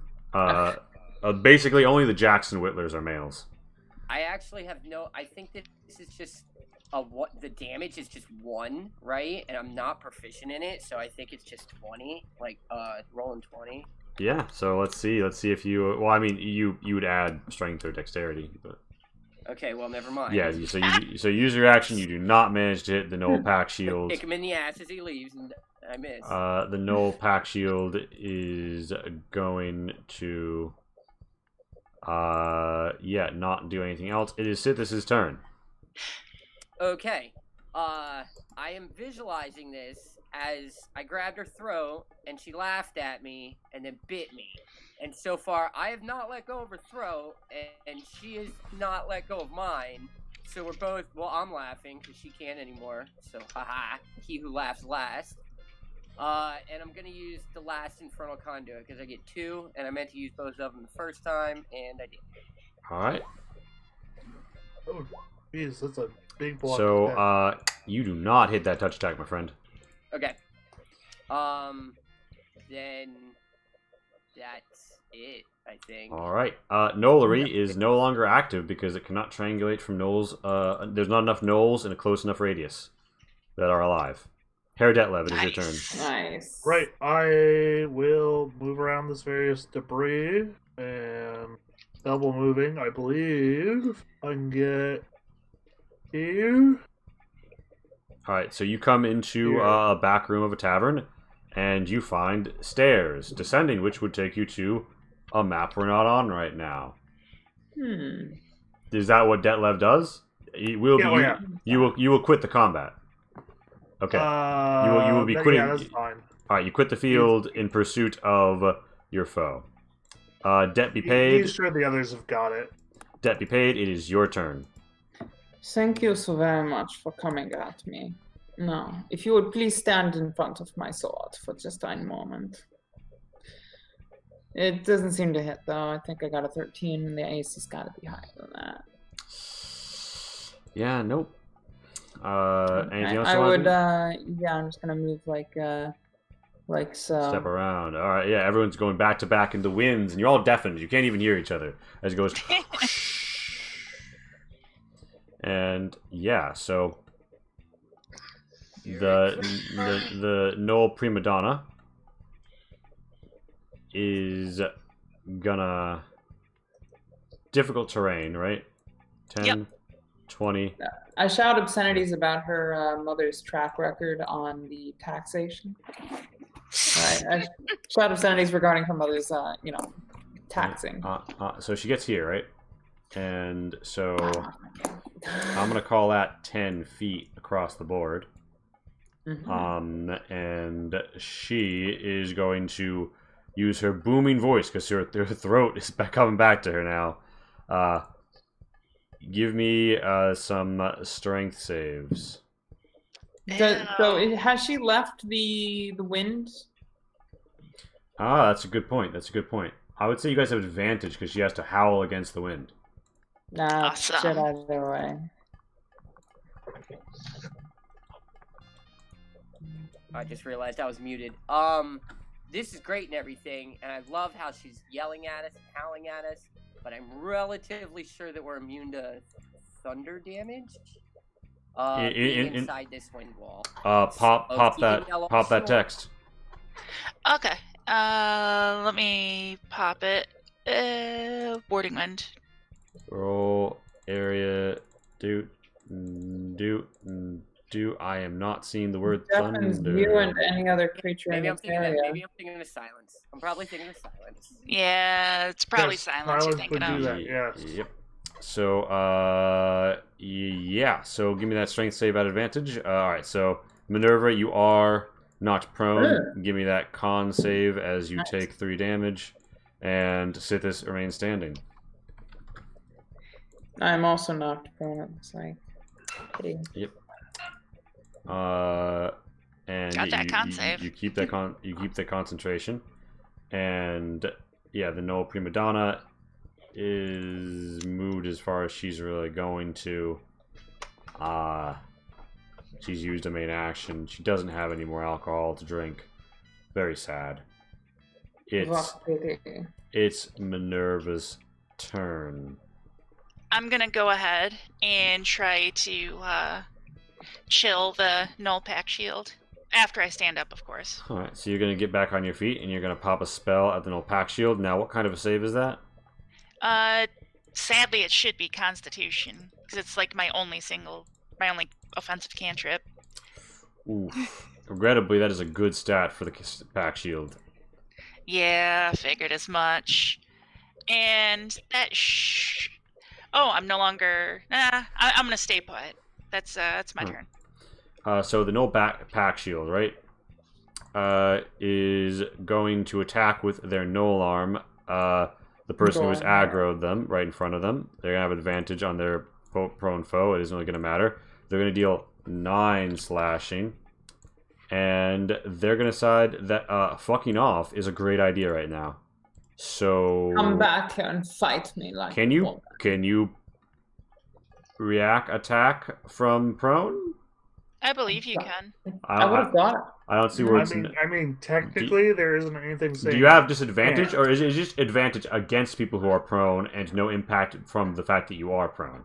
I think you have disadvantage when you're prone. I think. For the melee? Yeah, I mean, I'm just going to go ahead and say, attacking someone with your Zweihander while you're knocked on your ass is disadvantage. Yeah. That being said, doesn't matter, you hit anyway. Roll damage. Damn, and I get treachery on that. Oh, really? Because treachery... Wait, no, you're... Oh, they're not next to your allies. I mean, the treachery is just have to push over, and as they turn to run, you take them to the haunches and cut out a leg from under them and go skidding, pop, pop, blood pools on the ground with you. Sit this. It is your turn. Alright, I don't think I have literally anything left. I've blown all of my loads all over this prima donna, and she's still standing. So we're just gonna try and hit her again. Yeah, not gonna happen. The wind struggles against your scythe. And so that's what happens there. You can move if you want, but I mean, it's Deputy Page's turn. Yeah. Okay. So, covered in the blood of the dead pack lord, I'm going to stand up. I'm going to move 1 square. And I'm going to say, I now take my tax from you filthy tax evaders. And I'm going to launch an infernal conduit. All right. I mean, fair, they're not. So you place a seal. They're squatters. And now, yeah, all right. So you popped your seal on him. Wait, or on no, her. sorry. Wait, is that the seal or is that the? I think that's the life force draining. Oh, you want? Yeah. Oh, yeah. So. And Oh, don't yes, do it is. what I It is. did. Pop the attack. Use both of them. Use both of them at once. Because I forgot to use both of them at once. You can use both of them at once. Well, wait. Sorry. So, what is the attack exactly, or is it a? I think you have tax the unwilling in there. Oh yeah, I do. Fuck. I literally did that last session. I'm so stupid. I'm sorry. I'm really stupid. That hits her Honestly. AC on the money. Click it. So you deal 5 damage and you heal 5 damage. And make me an int save as she laughs at you. Okay.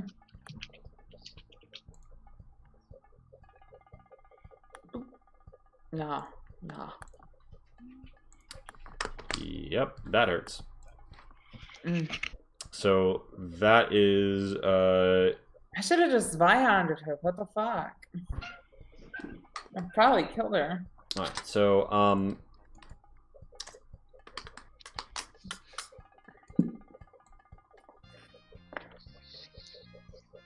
Oh, she's going to incur an attack of opportunity, whatever she does. yeah. So I would say she honestly, I feel like what she does is she disengages and runs this way. It's Minerva's turn. And for reference, you guys did see Detlev chase down these stairs towards someone or something. Okay, I'm gonna head there shortly, but first I'm going to try to chill the prima donna with the casting of Frostbite. All right, the prima donna is gonna pop her con save. Oh no, her con save. She only has a +2 to it, but she just rolled really high on her d20. Okay, then I'm gonna go ahead and move up here and try to disperse the caltrops. The barricade sort of stays where they are, but the caltrops, the nulltrops, blow away. Awesome. All right, and that'll be it for me. Sithis, it is your turn. Can I get here? Yep, right? Yep. Swing, bada swing, bada swing, swing, swing. Because this is for the ages. I'm gonna point out to the left field first. Scythe. Do you have advantage for some reason? There is no reason I would have advantage other than if they're scared. Fuck. And I don't know why she would be. Alright. Yeah. Thankfully, she doesn't have her reaction. Actually, I take that back. She does, because her turn is popped since debt be paid's.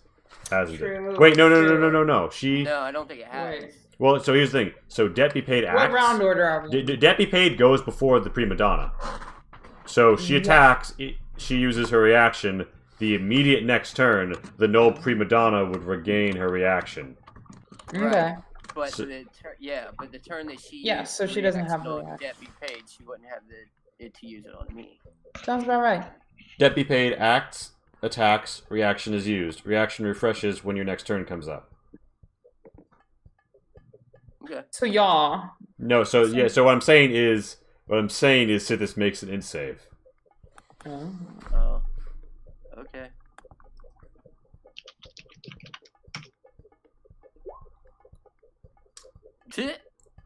And Sithis remains standing. But yeah, it is now debt be paid's turn. Shit. I was going to tell you to stay put and to man the fort, but I suppose I can't expect everybody to act according to my desires inherently. Actually, you know what? Considering how things are going, I might want to just move 2 more, Alright. gain that advantage. Only I prefer commit up ahead, but sure, and damage. Alright, so you slash it down, and you hear some people go, yay! From this alleyway here, where they seem to have watched some of that fight happen. To the east. And we cut to Detlev. And the Knoll Whittler.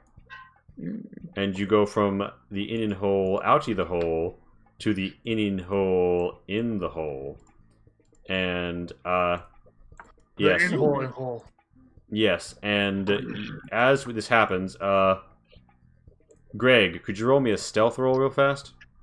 Yes. Yes, I can. Nat 20, nat 20, nat 20.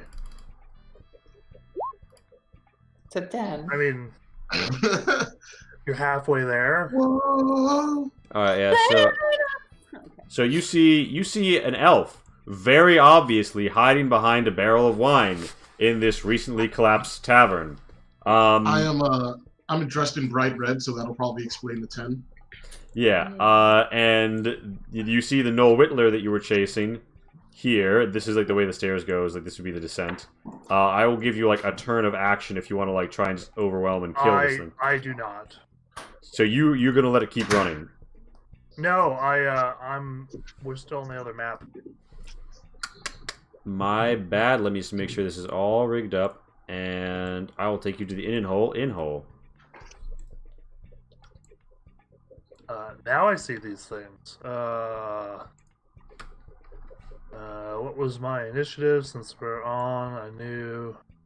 Or do we want a new initiative, or... I'm saying you get a turn right now. Oh, okay, cool. Before to see Well, if you then, can like close the distance and finish this if you want to. Oh, absolutely. Oh yeah, so you can surprise around him. What's this red thing? That's just like support beams in the middle of the building. Oh, well, in that case, I will move... You kind of go down to here unless you want to hop off, but yeah, you can. You know what? I absolutely would hop off. That's a thing I would do. All right, and you move over there and attack. Yeah, oh yeah, absolutely. All right, swing. I will even spend another one of my boop. So I have advantage. Saber. All right. Regrettably, that is a miss. Now, Sethos, you witness. I spend a luck point. Variant human. 4th level feat. Okay, pop it. Oh, that miss was even worse. All right, so Sethos, you are Kethos, you are on the lower level of your preferred drinking establishment when you see this man come in chasing a gnoll. Based on context clues, you believe that gnolls have invaded and ruined your preferred drinking establishment. What are you going to do about that? Well, storyteller, I'll tell you what I'll do. I'm going to, where is it? Let's see. All of them at that one. All right, now I'm perfectly okay if you fireball me. Does each of them do 5? Do I have to click each one for each one? I'm not sure how this is going to work in Roll20. Do I have to like? I think you pop it 2 more times. Yeah, how many? Yeah. Okay, all right. So I just pop it 2 more times. Ah, bugger. So yeah, you managed to take out like half of its health, and yeah, Detlev, you get the feeling that that elf in hiding has just unloaded a whole bunch of ish, and just to increase the level. Minerva, you were following them down the stairs, right?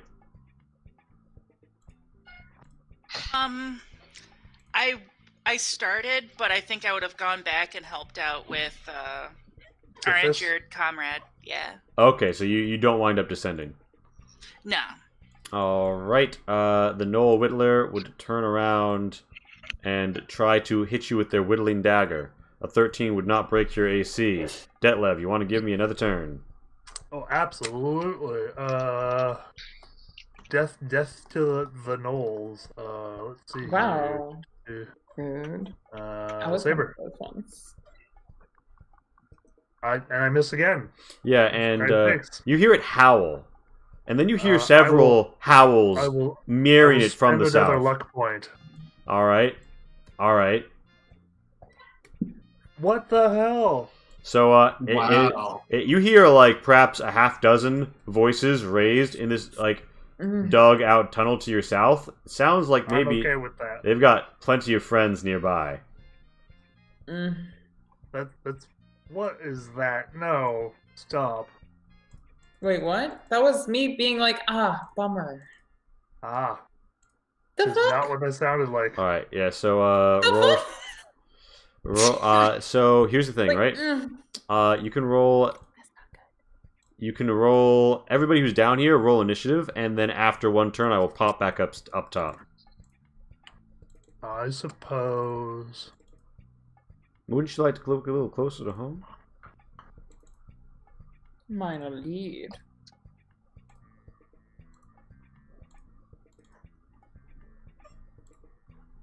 And Kethos, do I have your initiative? Oh! I actually add to it, I think, my intelligence modifier. Damn! All right, well, we'll just say fuck everyone. Kethos goes first. So, what do you do? It sounds like there's a lot more to the south. This is an opened hole to the surface. This is the stairway up, and it sounds like there's a lot of gnolls to your south. To the south, and I guess I can't see them from the screen. Are they like underground? Then, yep. So you're going to. Yeah, you cannot see them. You can't see them. Okay. Blow the supports. Blow the supports. Yeah. With him under them. With him under them. I'm okay with this. Are you sure? Absolutely. Then I'm going to cast Shatter. Oh boy. Alright, can you drop the text of Shatter, and do you drop it such that it hits the Gnoll Whittler, or? Yeah. And so I still have one luck point left.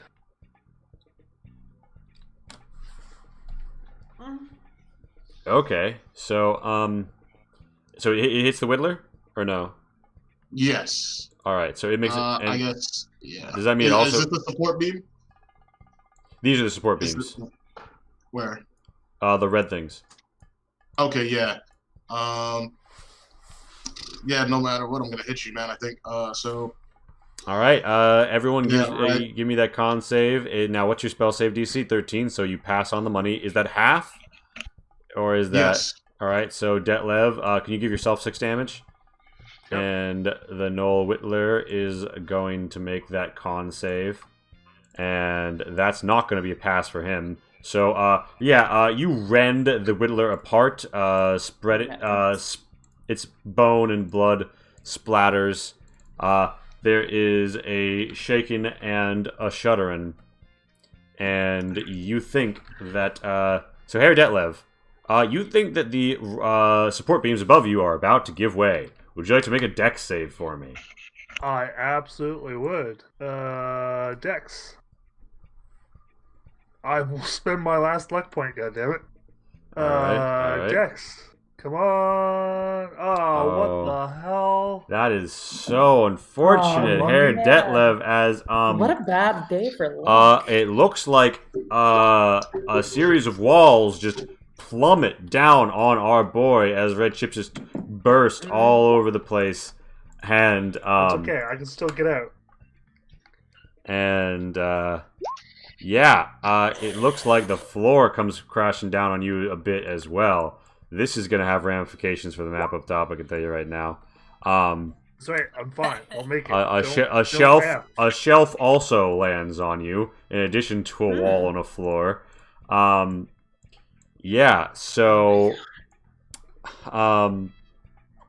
There's a series of unfortunate events going down on top of Herr Detlev right now. That's fine. I'm okay. Alright. Okay. Alright, and you're gonna take 33 bludgeoning damage, leaving you at 1 HP. That is less okay. So you are prone, you are covered in things, you are 1 HP. At 1 HP. That's okay. I'm good. The supports are down. There is a bit that someone can still see through, but otherwise, this has cut the zone in half. I worry about copyright strike, but I am curious what that link is. I think that cinematically, we go back upstairs. As you guys, I guess so.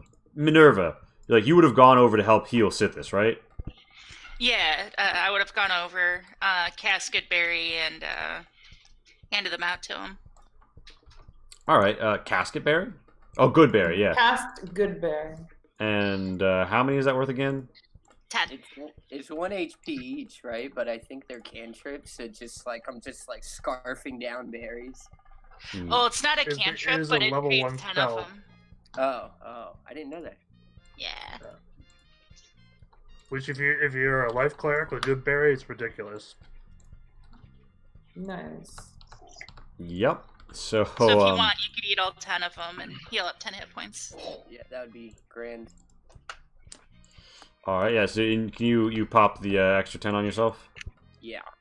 Oh, me? Okay. Yeah.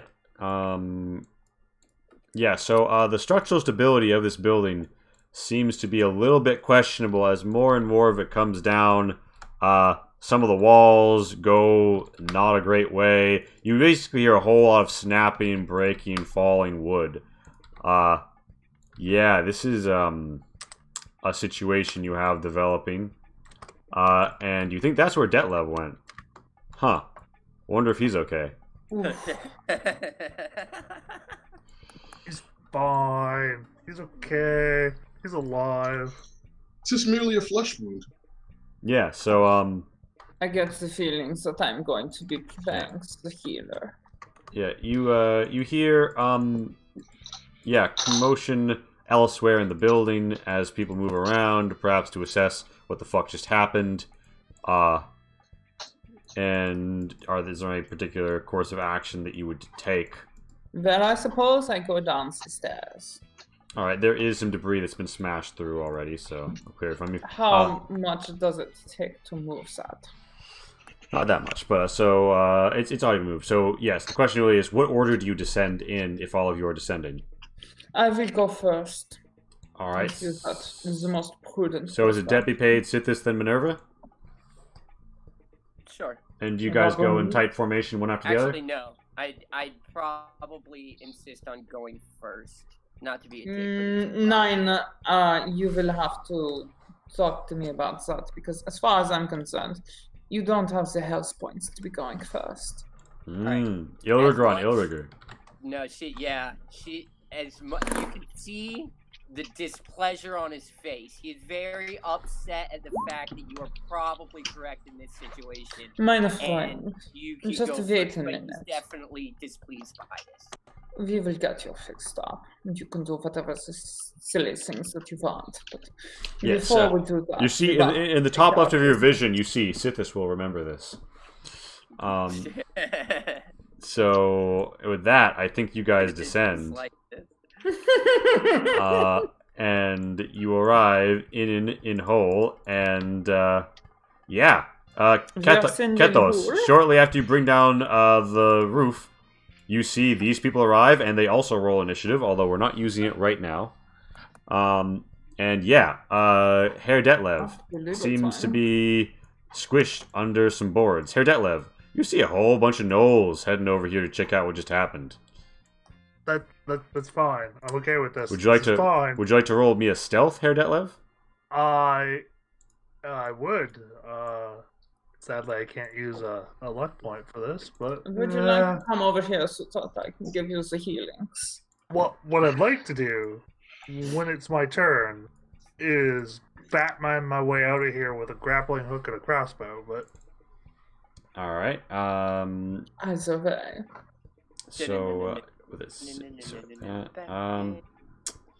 so she doesn't see you, and the Jacks probably don't see you.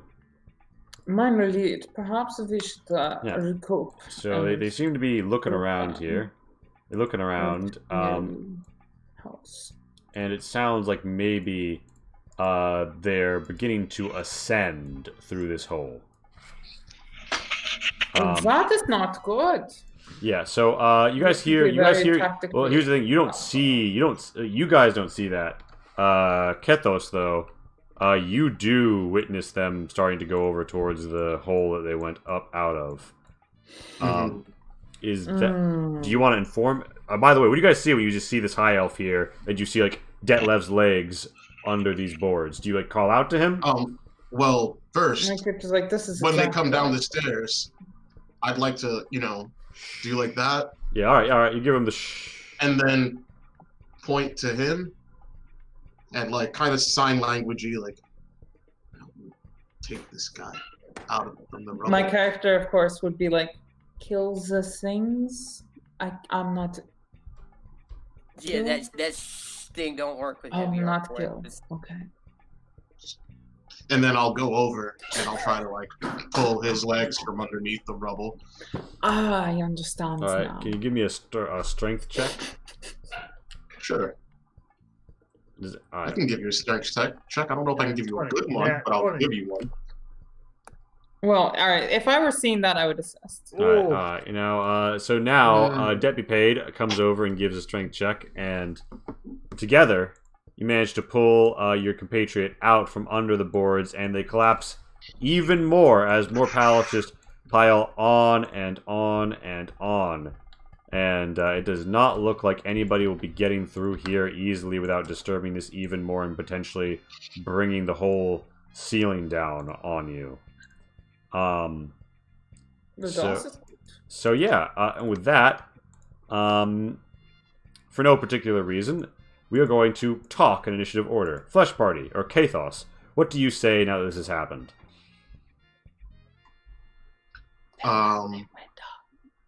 One assumes that you're like whispering. I help kill gnolls.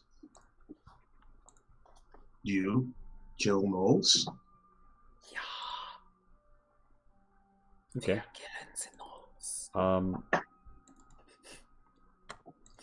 Gnolls destroy my favorite bar. That is a soggy. Herr Detlev, you're still alive, if worse for wear.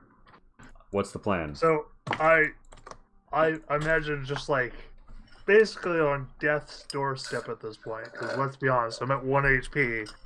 I've just been like pulled out of this rubble. Hello, with what strength I have left, I like produce. If you remember from our first adventure with Detlev with the gnolls, I produced what is effectively a firebomb. Mm-hmm. for them to use in combat. And then I probably pass out. Give me a Constitution save. Cool.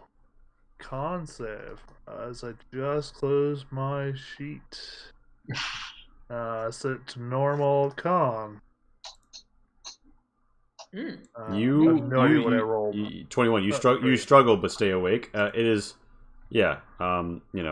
Something else happens. You guys do hear perhaps loose dirt. Sithis, what would you say and do as you observe this scenario? He probably wouldn't say much. He's kind of, his pride is hurt a little bit at the moment. Pride. So I'm gonna try and move. I can't tell, but I would try and move to where I can see through here. You know what? So, where I can see around the shit, all the busted down stuff here. I don't know where that is. Like if it's here or here, because this line of sight isn't moving for me. So I don't know if there's a place I can go to get past that. Like up here somewhere, maybe? Okay. So how do we get through this? Like, what is our course of action? Well, you remember there being a big hole in the floor of the back of the bar, and they seem to be climbing up through that hole. Okay. So what kind? Okay. Well. So are they? I mean, I could see them right from here. Yeah, well, here's the thing. So you walk over here, you can see them. The question is, can they see you? Well, I hope so. So you would be conspicuous? No, hell no. Fuck no. Oh, then roll stealth. No. Oh, I thought you said you'd be inconspicuous. No, fuck no. I don't do stealth. So you're being. So Blatant. you're being blatant. All right. So they do notice you, and they go. Okay, so is it possible that I kind of looked around and saw them, and then kind of like pulled my head back and was just like, okay, I see 3 of them. You could certainly do that. They did see you. Yeah. Well, I mean, I don't. As far as I can tell, they can't get through anything here, right? They can only kind of maybe. Right. Yeah.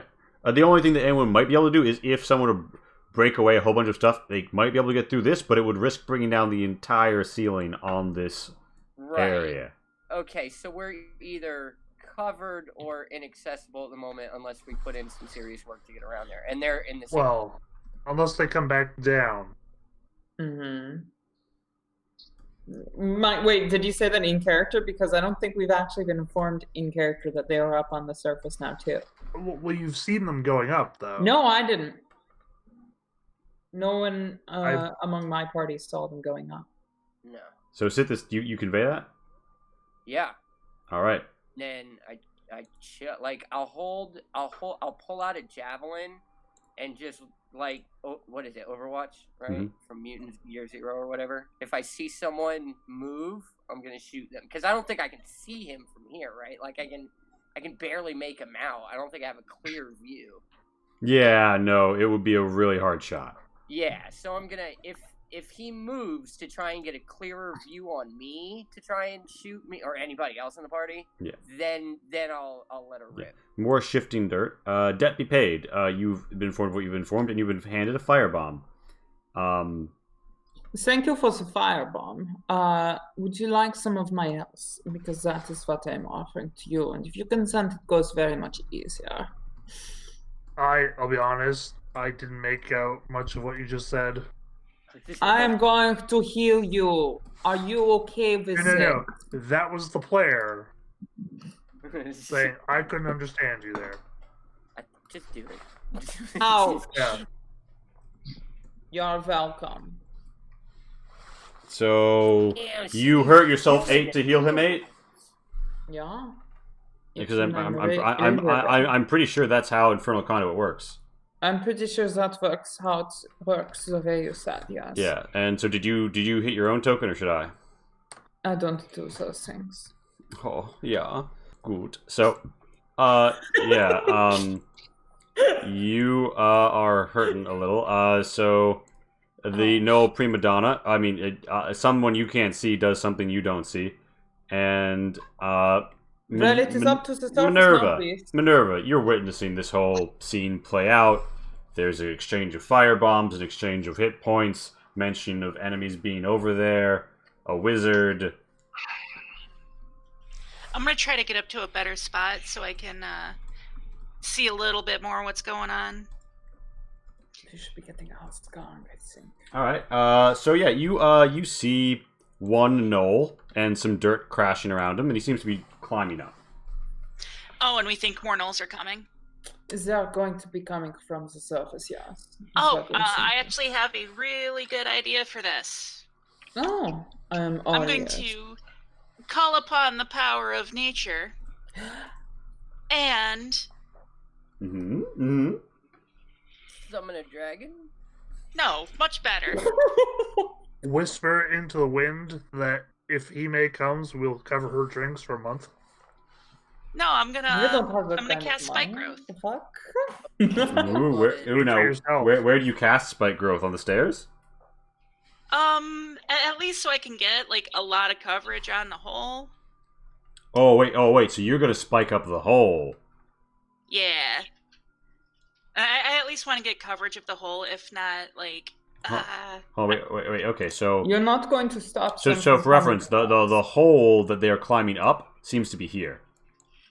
Yeah, I can't see too well. Just it's a 20-foot radius. So yeah. So do you want to try and put the spikes around that hole, or do you want? All right. Yeah. So the idea being that if someone came down, they'd be penned in. If they came up, they'd have to go through the spike growth. So. Right. You do. They would take severe pain. Okay. Yeah. But what about if Basically, they come down at us? Okay, so if they move through it. Okay, yeah, so it's a 20-foot. It's a 20-footer. Yeah, 20-foot radius. All right. So I think, we're going to be a little bit imprecise here, but we are going to have some pretty spikes.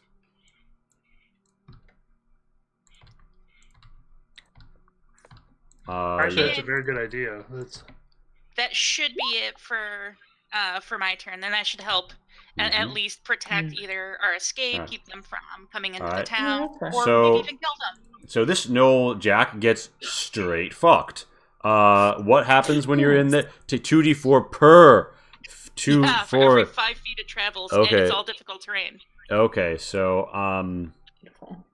can you roll me difficult terrain means they're only going to be able to move 3 spaces. So could you roll me 6d4? Yep. And yeah.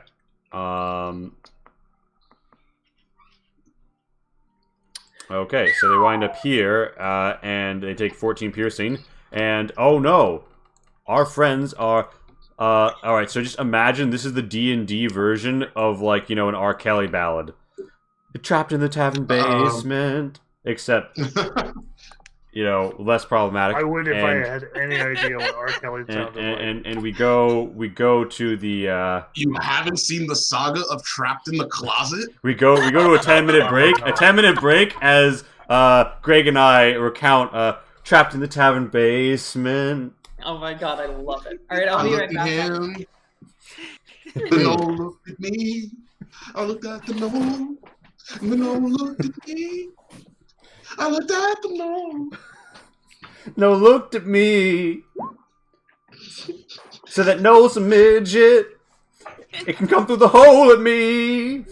I wish someone would make a 10-hour version of just you get the intro to of Trapped in the Closet, but it gets to the part where it's and I looked at him, and he looked at me, and just do it for 10 hours. That'd be perfect. I would unironically listen to that at some point when my math breaks. Yes, it's a 10-minute break, and we'll be back in 10 minutes. Thank you so much, everyone who's here with us. It means a lot to have your support. Sorry about the slow start today and the technical difficulties. That's my bad.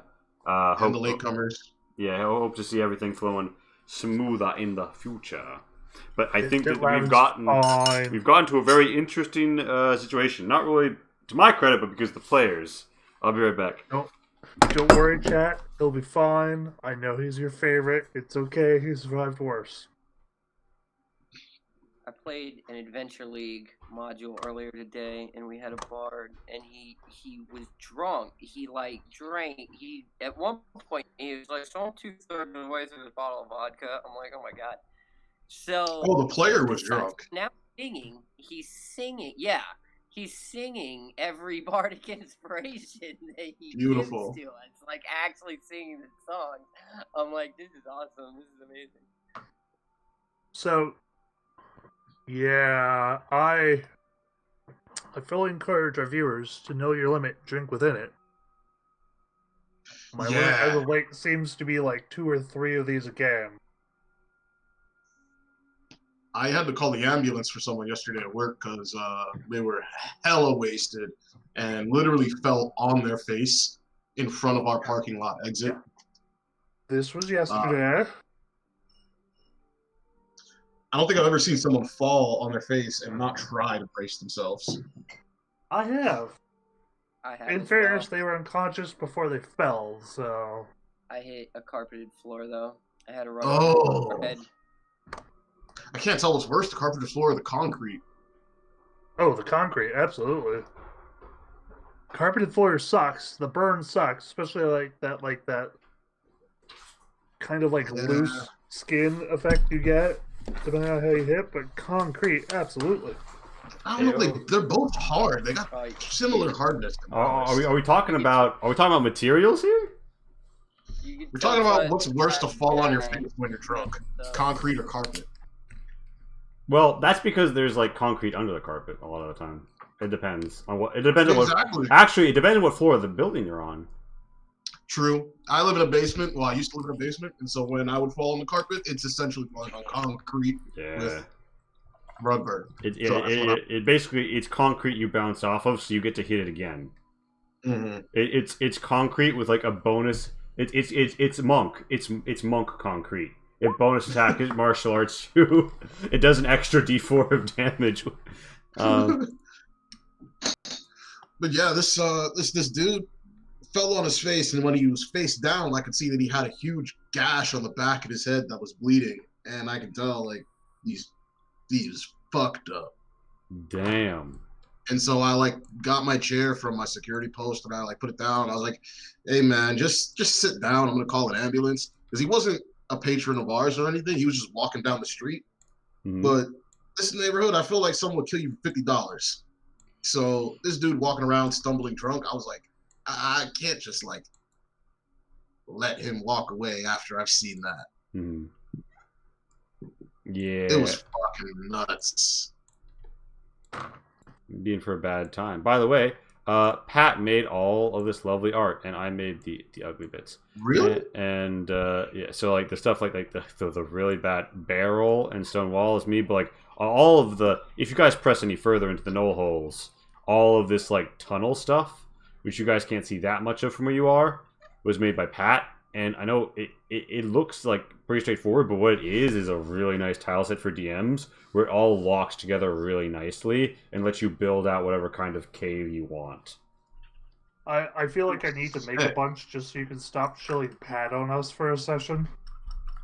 Ain't never gonna happen because I'm the one who packages and sells the products. But yeah. Oh, yeah. Lee, did you see that last sentence in the spell as well? Let me any creature that can't see the area at the time the spell is cast. Oh my god. Amazing. Amazing. I know, right? It is the meanest spell at level 2.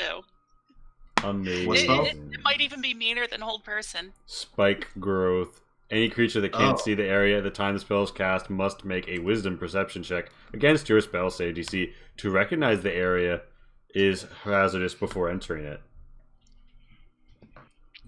Oof. So that's people walking into spikes, you know, some real caltrops, effectively, where the ground's a caltrop, and they don't know it's that way, or at least unless they make that perception check. And then it's like you find out halfway through as you're going towards people that, oh god, the ground is killing me. Because every single 5-foot square that they go through, every 5 feet they travel, they take 2d4 damage. Oh god, the ground is Legos. Exactly. Or it's like the ground just became a bunch of D4. Basically. Stepping on one of those fucking things. Oof.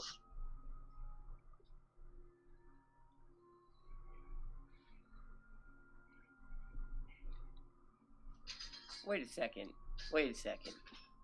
You said that prima donna up there had a breastplate on, didn't you?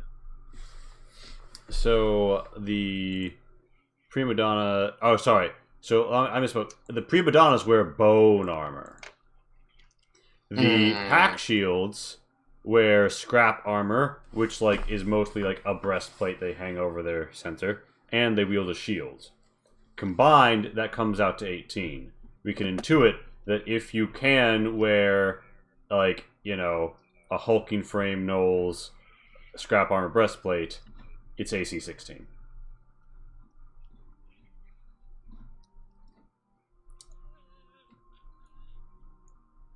That's exactly what I have. And the I can tell you right now that the bone armor, actually, I think the bone armor probably counts their AC, their dex. So that means that's only AC 12, 13, 14, 15 from the dex. Unless it isn't, in which case it would just be AC 15, which is, it wouldn't be any better. It might be medium armor instead of heavy, but probably rattles around a lot. I should probably give prima donnas disadvantage on stealth checks given their bone armor. But yeah. So you guys I think you guys have found yourself in a very interesting situation. The spells have gotten us into it, and the spells might get you out of it.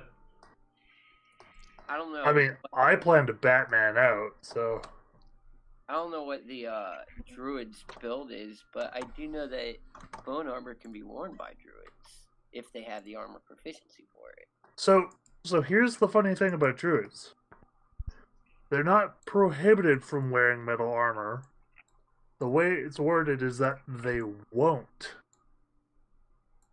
Not that they can't, that they won't. Well, bone isn't metal. That is true.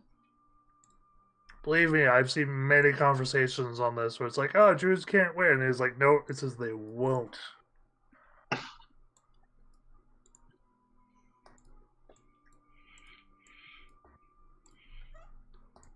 fight was pretty tough.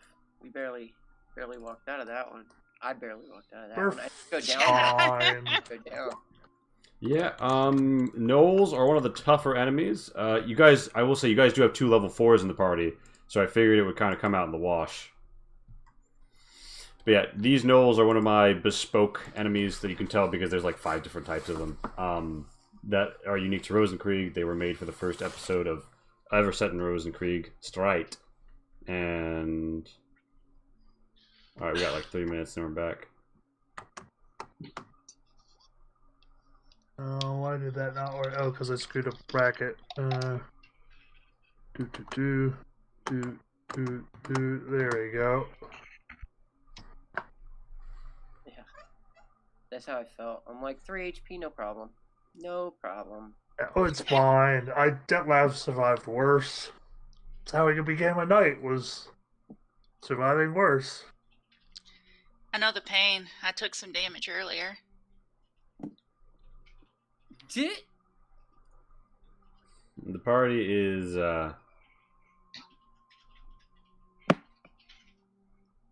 still have that money from when you made me a knight.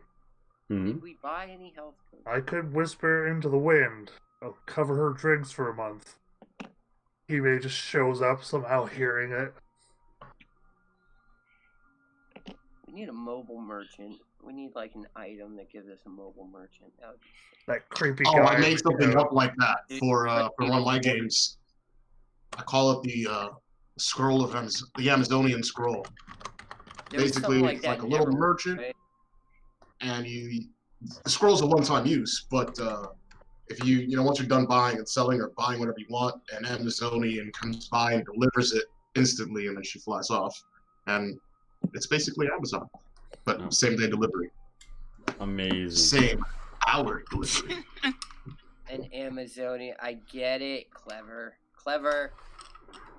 So, in theory, they do have Pegasi. ooh, Oh, I just had him riding a golden chariot that just pull itself. But yeah, Pegasi. Jor makes a more good stuff. point.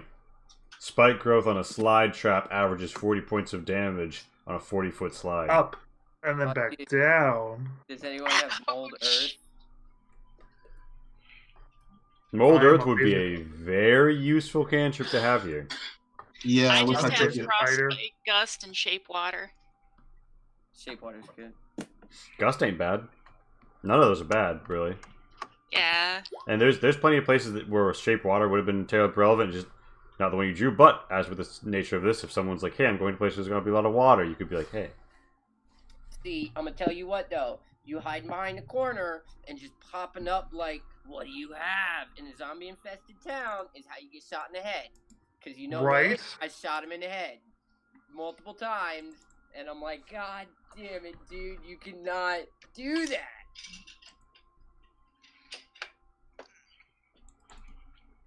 Maybe if like enough of these gnolls get grouped up, I could thunderwave them while they're in the spike growth. Yeah, speaking of which, so Pat might be like a minute or two more, but what's the plan here, gang? Bomb. Fire bomb. I mean, she seems to be doing work.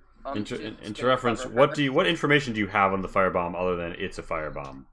Oh, let me look it up here because we got that ages ago.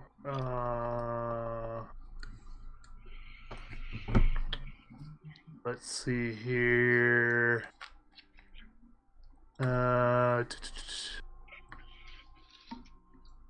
Can throw it up to 30 feet. Burns for a minute, which is what I think 10 rounds. Something like that. Covers a 20 by 20 foot square. Let's see here. Yeah, so a 4x4.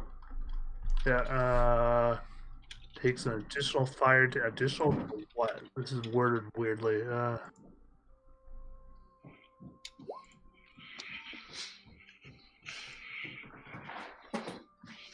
Right, so it deals 5 fire damage on impact, 5 fire damage to any creature that enters the area before it runs out. So sorry, Giselle. Oh, good. So, so basically, the spike growth happens. The Gnoll Jack gets fucked on. Kathos, it is your turn. Well, Okay. actually, I'll say here's what happens. Basically, this Gnoll Jack doesn't survive. You guys are all together. You hear the sounds of, through the holes in the ceiling, gnolls stalking around above you. Mm. They're sniffing. Mm. What you gonna do? What do you say to each other? What do you do? I just point upwards. Trap the staircase. And I point to my ears and like, Ja? Jawohl.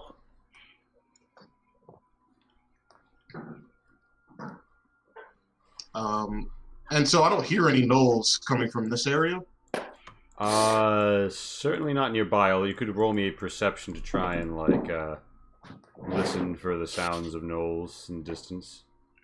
What do your elf ears hear? Yeah. They've taken the hobbits to Isengard. They've taken the hobbits to Isengard. Nothing really nearby. Certainly not over the sounds of creaking and groaning wood and clattering debris. Since I think the thing's upstairs, I'm going to cast this mirror image. Go to spells. Do.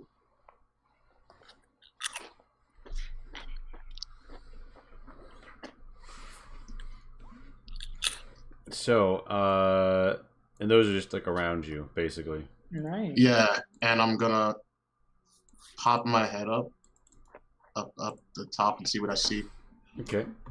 Do you roll me a sneak to do so stealthily, or? I'll try to do it stealthily. Yeah, sure. We'll see what shakes out.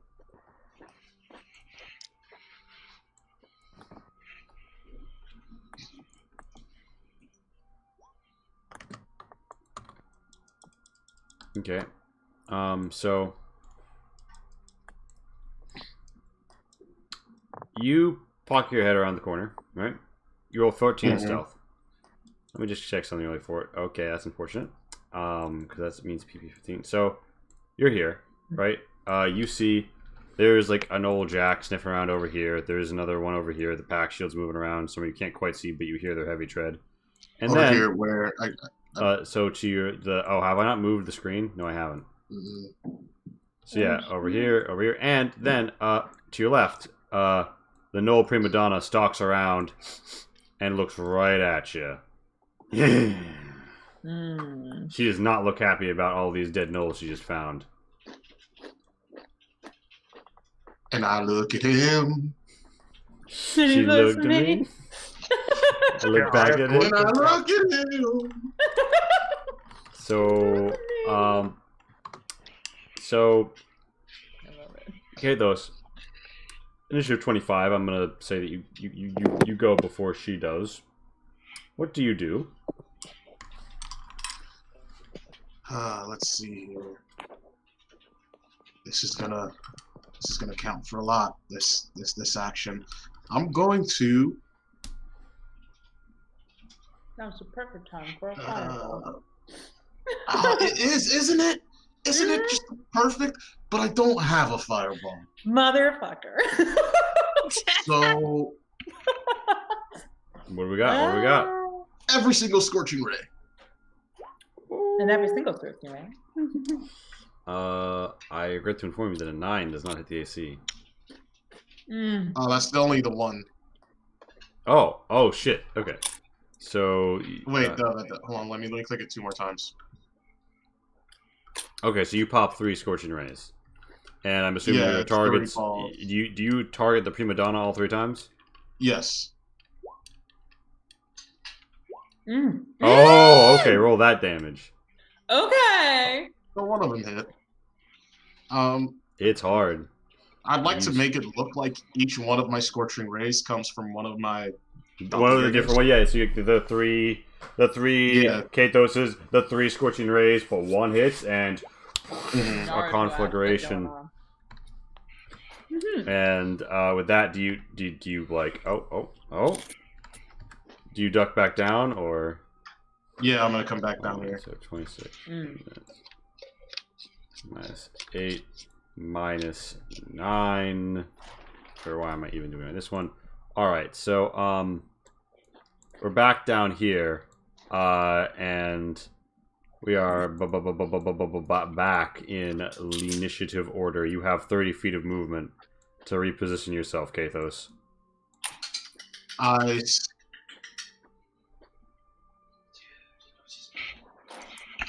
Oh, so I go there, and I say, "There are gnolls.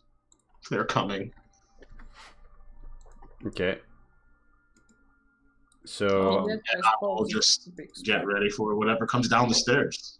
All right, and a Gnoll Jack is going to make a Wisdom roll for no apparent reason. And what is your spell save DC, Jessica? 13. Ooh. That Gnoll Jack does not jump down the hole. They instead move around. Where? You're not sure. Herr Detlev, it is your turn. So, I realized we made it silly. We totally forgot to account for my 5 temporary hit points. Oh. Well, I'll just say you still have them for now. Fair enough. To even out should have had them earlier. Yeah, boop. 1d10 plus spider level was 4. Wow, I am rolling terribly tonight. Well, it's plus your fighter levels, so 4, 5, 6, unless you cross class. Still. So that's what, is it 11? Not letting me, it's not letting me do the thing. Oh, there we go. You want me to heal you for 11? Yeah, because it's not letting me do it for some reason. Won't let me get to the option. So you're at 11 HP. No, so you're at 20 HP. What do you do from there? That's a bonus action. You got movement, you got action.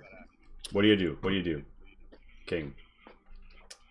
I will not go upstairs. I will place myself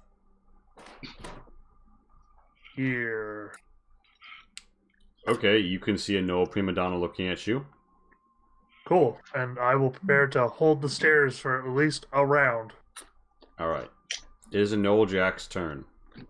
This Noel Jack is going to... If I can prevent them from forming a triangle.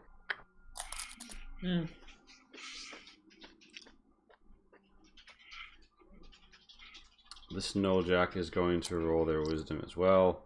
They are also not going to go there. They are going to come in this direction, and they are going to pop their head down. And yeah, so the Noel Jack is going to try and hit ya with a spear. That's not going to work out so well for him. Sithis, it is your turn. Alright. I'm going to look at Minerva, and I'm going to pleasantly, because I have a pretty high charisma, I'll roll persuasion if you want me to, and I'm going to ask if I can have some of her health. Oh my goodness. What? You did previously see Debt Be Paid, another infernal knight, pass energy along her infernal conduit to someone. Still HP between friends. It's so you get the sense that they can move some d8s of health between people, one way or the other. Oh, would I have to take a concentration save? No, you just take how much damage that you heal me for. yeah, I mean, if you're holding a concentration spell, yes, because you're taking damage. Oh, then absolutely not. Oh, spike growth is concentration? Yep. Oh, screw that noise. Alright, Sithis, what's the plan? Alright, what is the plan? Stan, I got a reach weapon. I can attack from behind him. If you get on the stairs here, then you can attack from behind, yes. That is the optimal situation, I think, yeah. Gets fucked. We will defend these stairs. Alright, so that's it. Yeah. So the Noel Pack Shield comes up behind the Noel Jack and attacks with his Noel arm. And he is going misses. he's gonna miss Herr Detlev. It is going to be Debt Be Paid's and technically not here, but whatever. What? It is gonna be Debt Be Paid's turn. Oh. You can hear me, right? Yes. Okay, sorry. For some reason you said they're not here, and I was confused. I think he was talking about the Noel. No, I was where I positioned the Noel Pack. So, if I were here, would I be able to swipe at that Noel with my sword? If the answer is no, then that's fine. I think that's up Azila. I think you could do it if they were standing where Detlev is, but not where that Noel is. Okay, good. When I come here, what do I see? You see a Noel Jack standing at the top of the stairs, and right behind him, you see a Noel Pack Shield jabbing with a Noel arm with one hand. This hulking, hyenoid, bestial, humanoid. This is a 9-foot tall woman wielding a polearm with one hand, shield in the other, coming to kill. Well, I threw my javelin at her, but I think I would like to also place my whatever the hell it's called. Sorry, one sec. Not the infernal conduit. I think I accidentally clicked that. The baleful interdict or interdict. All right. And you want to put that on the Noel Pack Shield. Yes. And you'll have to be standing here, otherwise she will have partial cover due to the fact that ceilings exist. Where would I have to be standing? Move forward one. 1-4. Yeah. Okay. That's fine with me. So you put a seal on her. That's your bonus action. Now pick your attack. Oh. I already did. Regret to inform you that does not hit. And it is a Noel Prima Donna's turn. So having done that, I'm going to move out of that line because lines are bad. And now, what kind of a roll is the spiked terrain? In what regards to notice it? Yeah. Wisdom. It's a perception, DC 13 was to it? notice it. But you said moving wisdom through... earlier. And let me spam it again. And it's not, So just to clarify, passive perception doesn't... wisdom perception. Does passive perception help you detect this?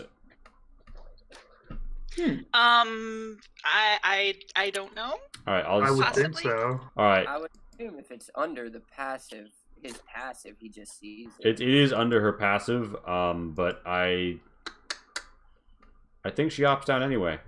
Could you give me 2d4? Yep.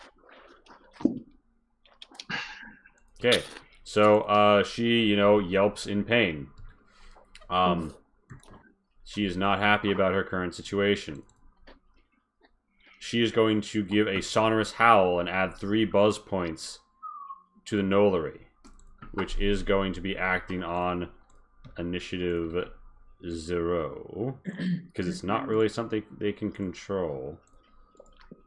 They might influence it, but not really control. And so, yeah. 3 buzz points. That's the Null Prima Donna's turn, and to clarify, she only gets hurt when she moves in it, right? Yes. And she's gonna stay right the fuck where she is. Minerva.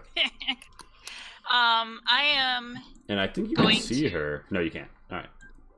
I'm going to call upon the powers of Winter to freeze the Null up there on the stairs near Air Detlev. Alright. Pop me that frostbite. Yep. Oof. Alright, so the Null Jack is going to make a con save.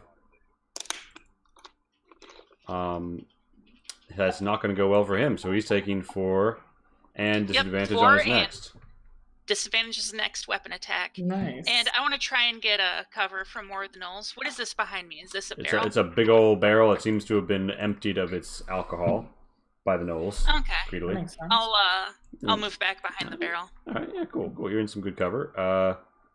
It's a dead Null Jack's turn. The Null Jack is dead. It is Nollery's turn. Shakes. Now let me find. Oh fuck. Yes, I remember this. Oh no! Oh no! Oh no! Yeah. Trapped in the basement. Trapped in the basement. Oh man, this is a bad one. Oof.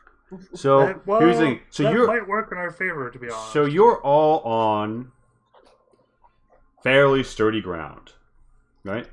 Yeah, I'd say that puts everyone on top of us down on our level. There's one problem with that, which is that the ceiling above you is not very stable. Yeah. So let me just 1, 2, 3, 4, 5, 6, 7, 8. All right. So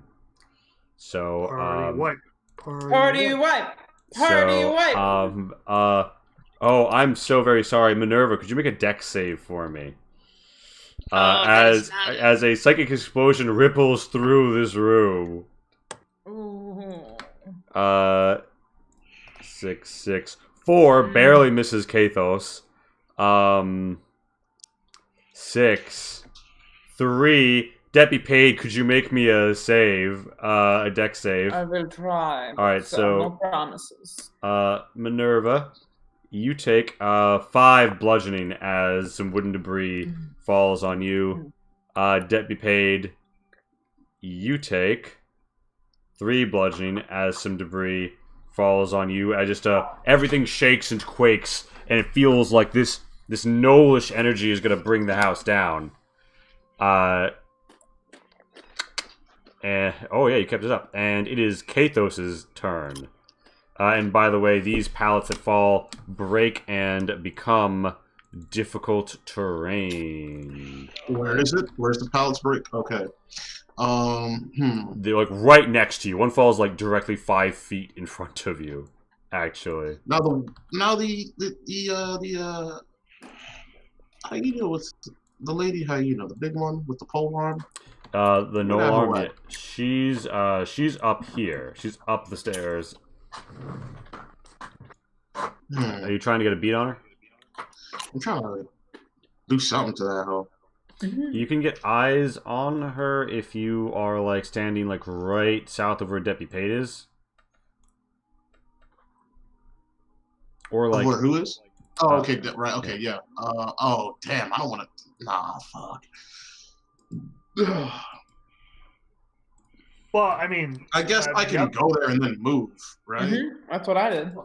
Well, the upside is that spot's already fallen through, so it's not like there's a ceiling now that can. Well, not all of it has fallen.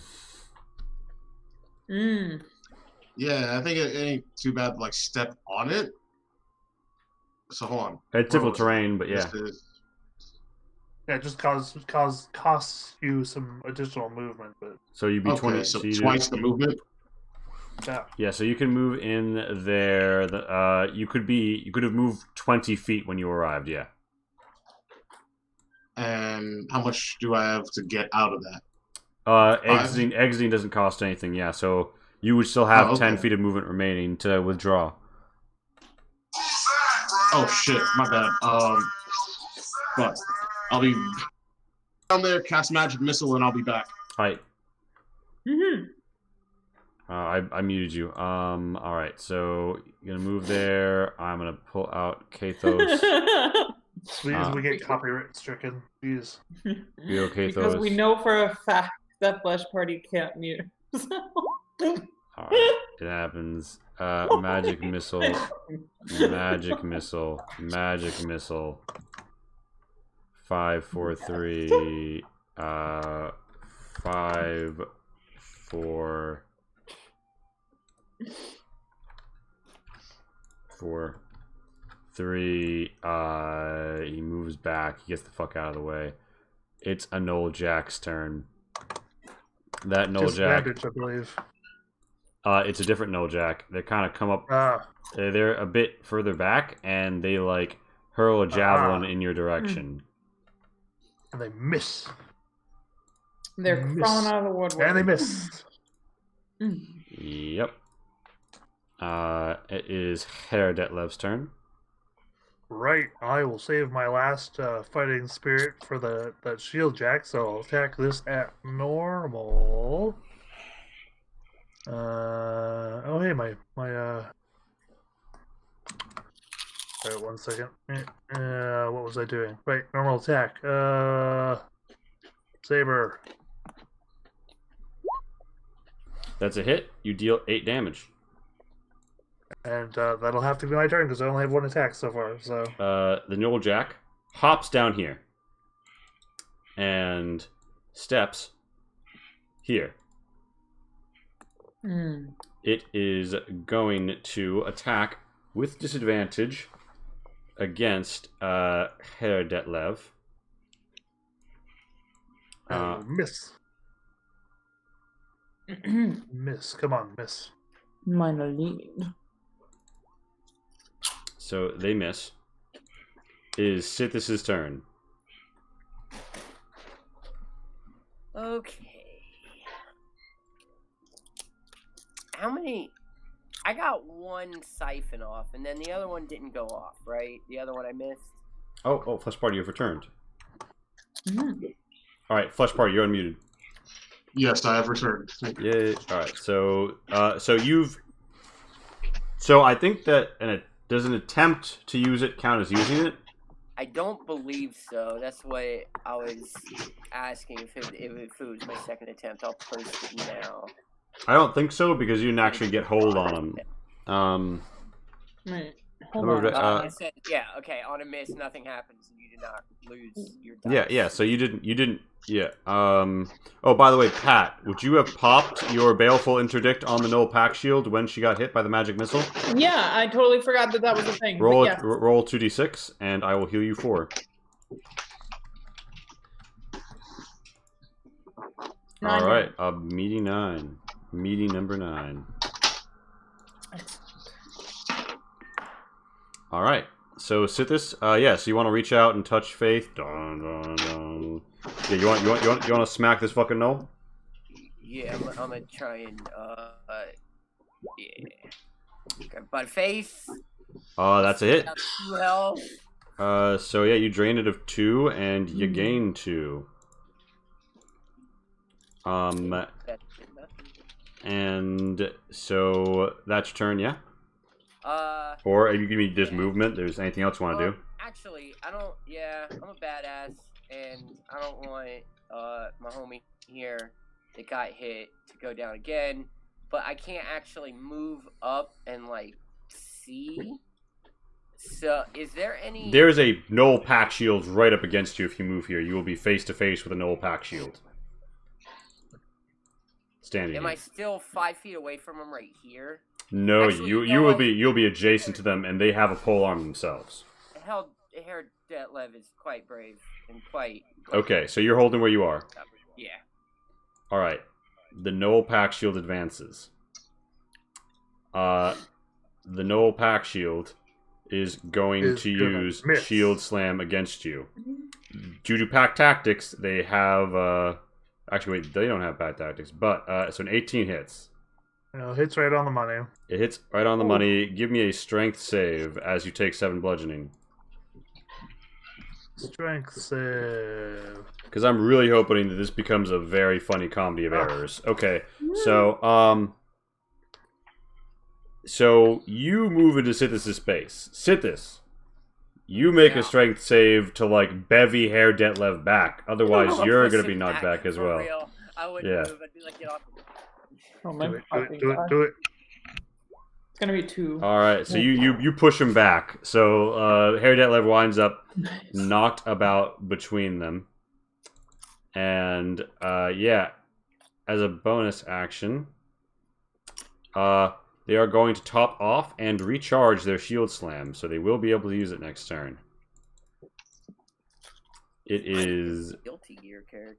It is Debt Be Paid's turn.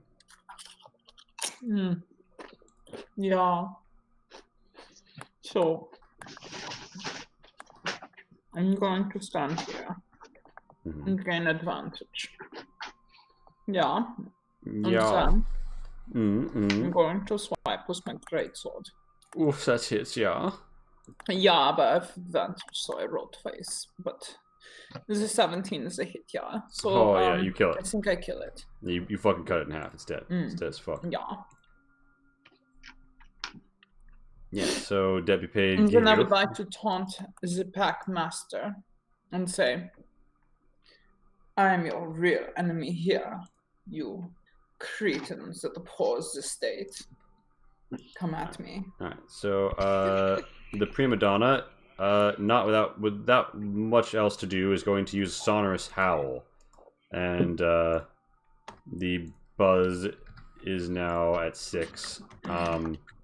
Minerva, it is your turn. Yes. I am going to you got a Howl and Knoll caught in the brambles. I'm gonna let that Knoll just roll around in that for a while. But the one that Herr Detlev is fighting, I am going to use some frost magic on it. Alright, so it's gonna make a con save. No, pack shield. Yeah. Con, it fails. It takes 3 cold.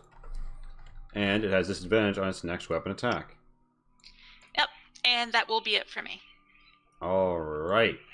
So, and we're not in a triangle. Let's play a fun game. Well, here's the thing. That also triangulates up. Which means we're still not in it. Oh, jeez. Can't do the same one twice. Yeah. So, thankfully, the nature of Knollery is not so predictable. Oh, okay. Rupture. That sounds a lot better. Just opposite direction. Same thing. So... Every non-null in a 50-foot radius from an arbitrary point makes a buzz save DC con save. On a failure, they take 1d4 buzz slashing damage and become poisoned until the end of the next turn as their internal organs suffer horrible ruptures that cause brutal cascade effects across their anatomy. Oh, I regret to inform you that there's nowhere I can put that where you won't all... Wait a minute. Let me be fair. It triangulates upwards, though. I regret... Yeah, well, it comes out... Yeah, so...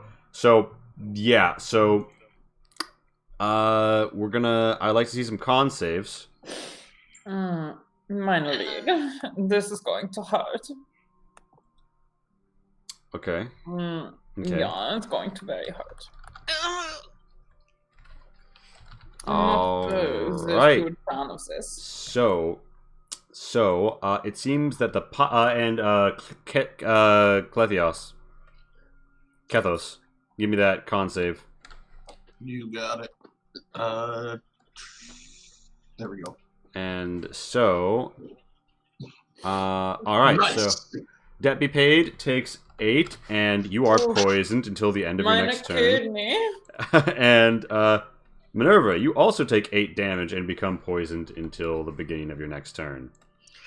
Ooh, and I think I have to make another con save. Yeah, as your internal organs get all screwy on the inside. And I still concentrate. Nice. You're holding it down. Minerva's the MVP. She's just taking it. She's taking it. Kethos, what's the play? I will get here. And this one's going to receive one of these. Let's see if it hits.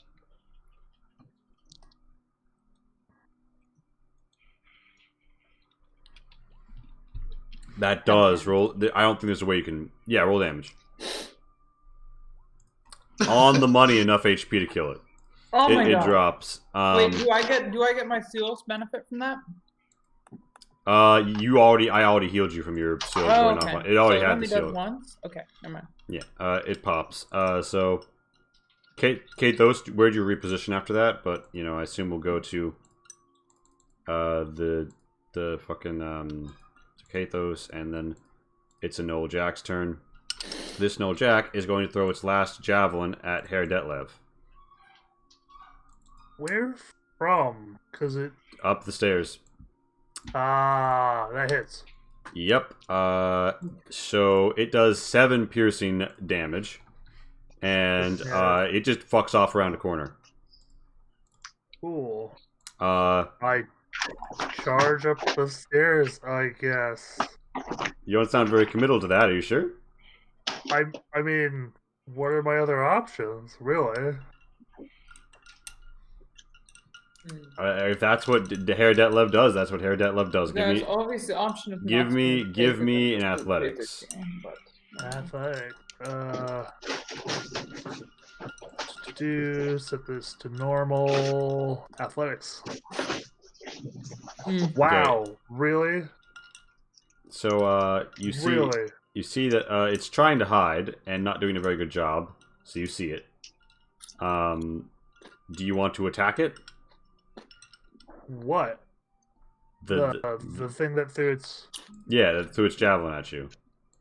Oh, I mean, I guess, since I have no idea what I'm looking at right now. Since you entered the Imagination Dome. You are banished. Yeah, why not? You're banished to the Imagination Dome, and Sure. Why not? I will stabby. I like how huge this map is, and the fact that we're definitely not going to get shit! That's a hit. That's a crit. Oh shit! So you deal 12 and then another 4. Holy fuck! Yeah. So that was Herr Detlef's turn. Situs, what do you do? Alright, am I also in the Imagination Dome if I cross this? Yeah. So you want to get up there and help him kill the Jack? Yeah. You come upon it and oh, look at that! You're flanking him. Want to attack it? Advantage. That hits. Oh god, he has 1 HP remaining. No, Pack Shield is dead. Debt be paid. What would you do? What do you do at this point? Throw the bomb at him. Let me see. Yeah, it is. At the prima donna. Finish the fucking job. All right. If you move forward slightly, you can reach that prima donna. Oh no, you can still reach him from there. Wait. So hold on. How do you get to the prima donna? Wait, is the prima donna not Bomb. dead? Throw. Wait, where is she? I thought she was dead. She's in the spike pit. Oh, that's her. Okay, yeah. So what I did was, as an action, you invoke the authority of taxes. You and a number of allies equal to your charisma bonus may use their reaction. Okay, so Sithis and Hair-Datlev both make an attack again. And also, if you've got a weapon that you can throw, my magey friend, you might. Oh no, I don't. 13 misses. So Sithis. Oh no, with advantage, you're flanking with advantage. Oh yeah. Okay, so I'll just hit it again, and we'll. Well, you both get to attack. Okay, dead. Ah, good. You guys kill it. Yeah, there's one knoll in this area left standing. It's the knoll prima donna. Knoll is no longer active. Well, we should probably kill her. And we all get a shot on it, right? Yeah. So do you want to like come up like to the point like above her and just like shoot down the hole? Yes. Just pop your ranged attacks. I'll put you like in a position around the. If anybody wants to, can just Actually. So the javelin that Sithis throws hits, doing exactly enough damage to kill her. Yeah. It's like when they killed Gohan in the future. Oh my gosh. So yeah. Do you guys and Minerva, once the final person in the area is dead, do you release your spell? Weren't we worried about more gnolls coming in and joining the combat? Potentially.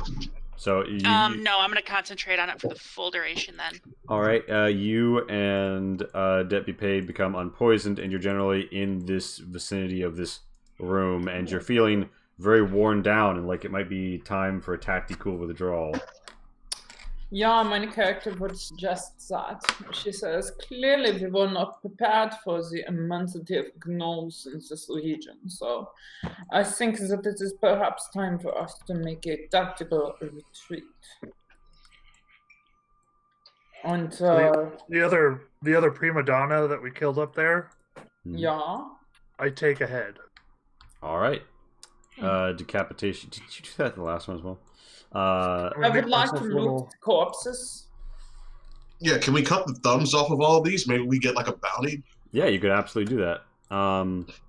You guys return to the surface. The tavern is collapsed. Is more collapsed than it was. I'm gonna give you a perception roll or something. I'm gonna give you an investigation to loot all the corpses. I mean, that's not what investigation's for, but yeah. I'm investigating the bodies in order to find money. Yeah. So you find that there are like various shiny things and trinkets on them. You don't really find money, but you do find various weapons and scraps and like trinkets. I take anything of value. So like overall, the group obtains roughly 120 GP worth of shiny junk and scrap. This is worthless unless it's converted into currency. I'm very disappointed. Yeah, so I agree. Is there anything that you guys would like to? Would you guys like to poke around any further? Anything else you'd like to do in this district or this part of the city before you depart very quickly? I'll go around, do a once over with the commoners that are here. Just be like, hey, what happened? Come with us to the safe zone. So you mean you come to the commoners you saw in the alley earlier? Yeah. I think it'd be a history roll. I'll go through the formal introductions with the party. Just kind of gloss over that. Yeah, and Klethos, by pure coincidence, you are also a member of the Chartist faction. Oh, what do you know? Well, look at that. Yeah. The commoners are like, oh yes, please. We are here because our pretzel cart was destroyed when the nose erupted. But our pretzel cart is all that we have, and they have stolen My cabbages. They have stolen. They have stolen the secret dough mold. Without it, we cannot make our patented family pretzels that sell for 1 more copper than the rest. It is all we have to sustain us. Please. Finally, that is tragic. So, like, how much would these people make on, like, a monthly basis? That is a good question. I would like to know that. So on a monthly basis, I'm pretty sure if their cost of living and amenities is like what, like 12 copper a week, then like I don't know, six silver a month. Right. So out of the stash I got when it became a knight, I give them each a gold. They're coming with us. They're support staff now. All right. Well, you have received Gregor, Pretzel Monken. And if any of our viewers would like to name any of these commoners, or subscribe, and you get to name a random NPC. Or follow. But anyway. Hiji, Pretzel Monken, and of course Umber, Pretzel Monken. And they're like, "Oh, can we come and make pretzels with you? Are you some noble? Do you need the employ of fine pretzel chefs?" I mean, as a player, I suppose I am a noble, aren't I? I don't. Really you are Herr Detlev. Yeah. Well, then yes. They're like, a Ritter. Yes. What fortuitous employ that a brave and noble knight and his companions have liberated us. With that, you guys find yourselves a little bit worse for wear.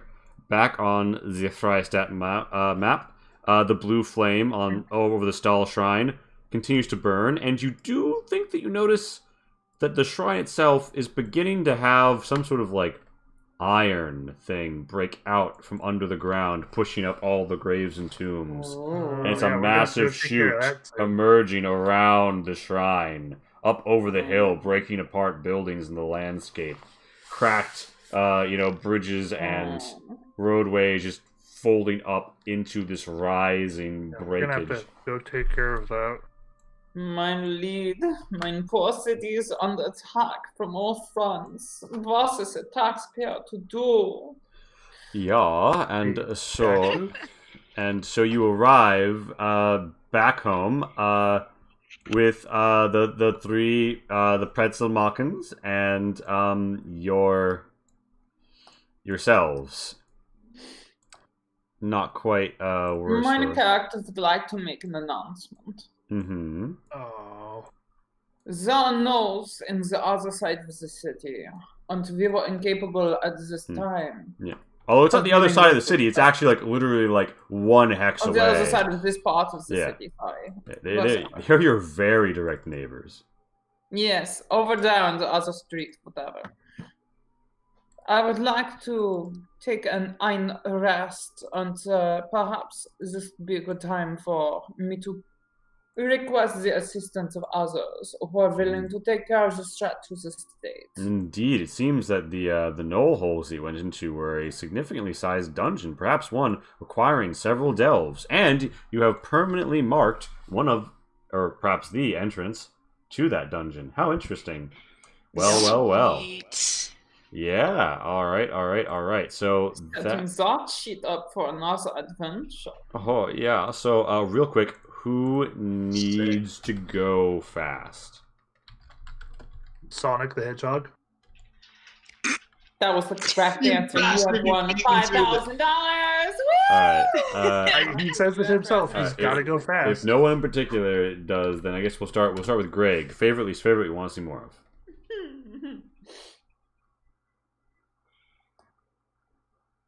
Oh, Greg, you're muted right now, by the way.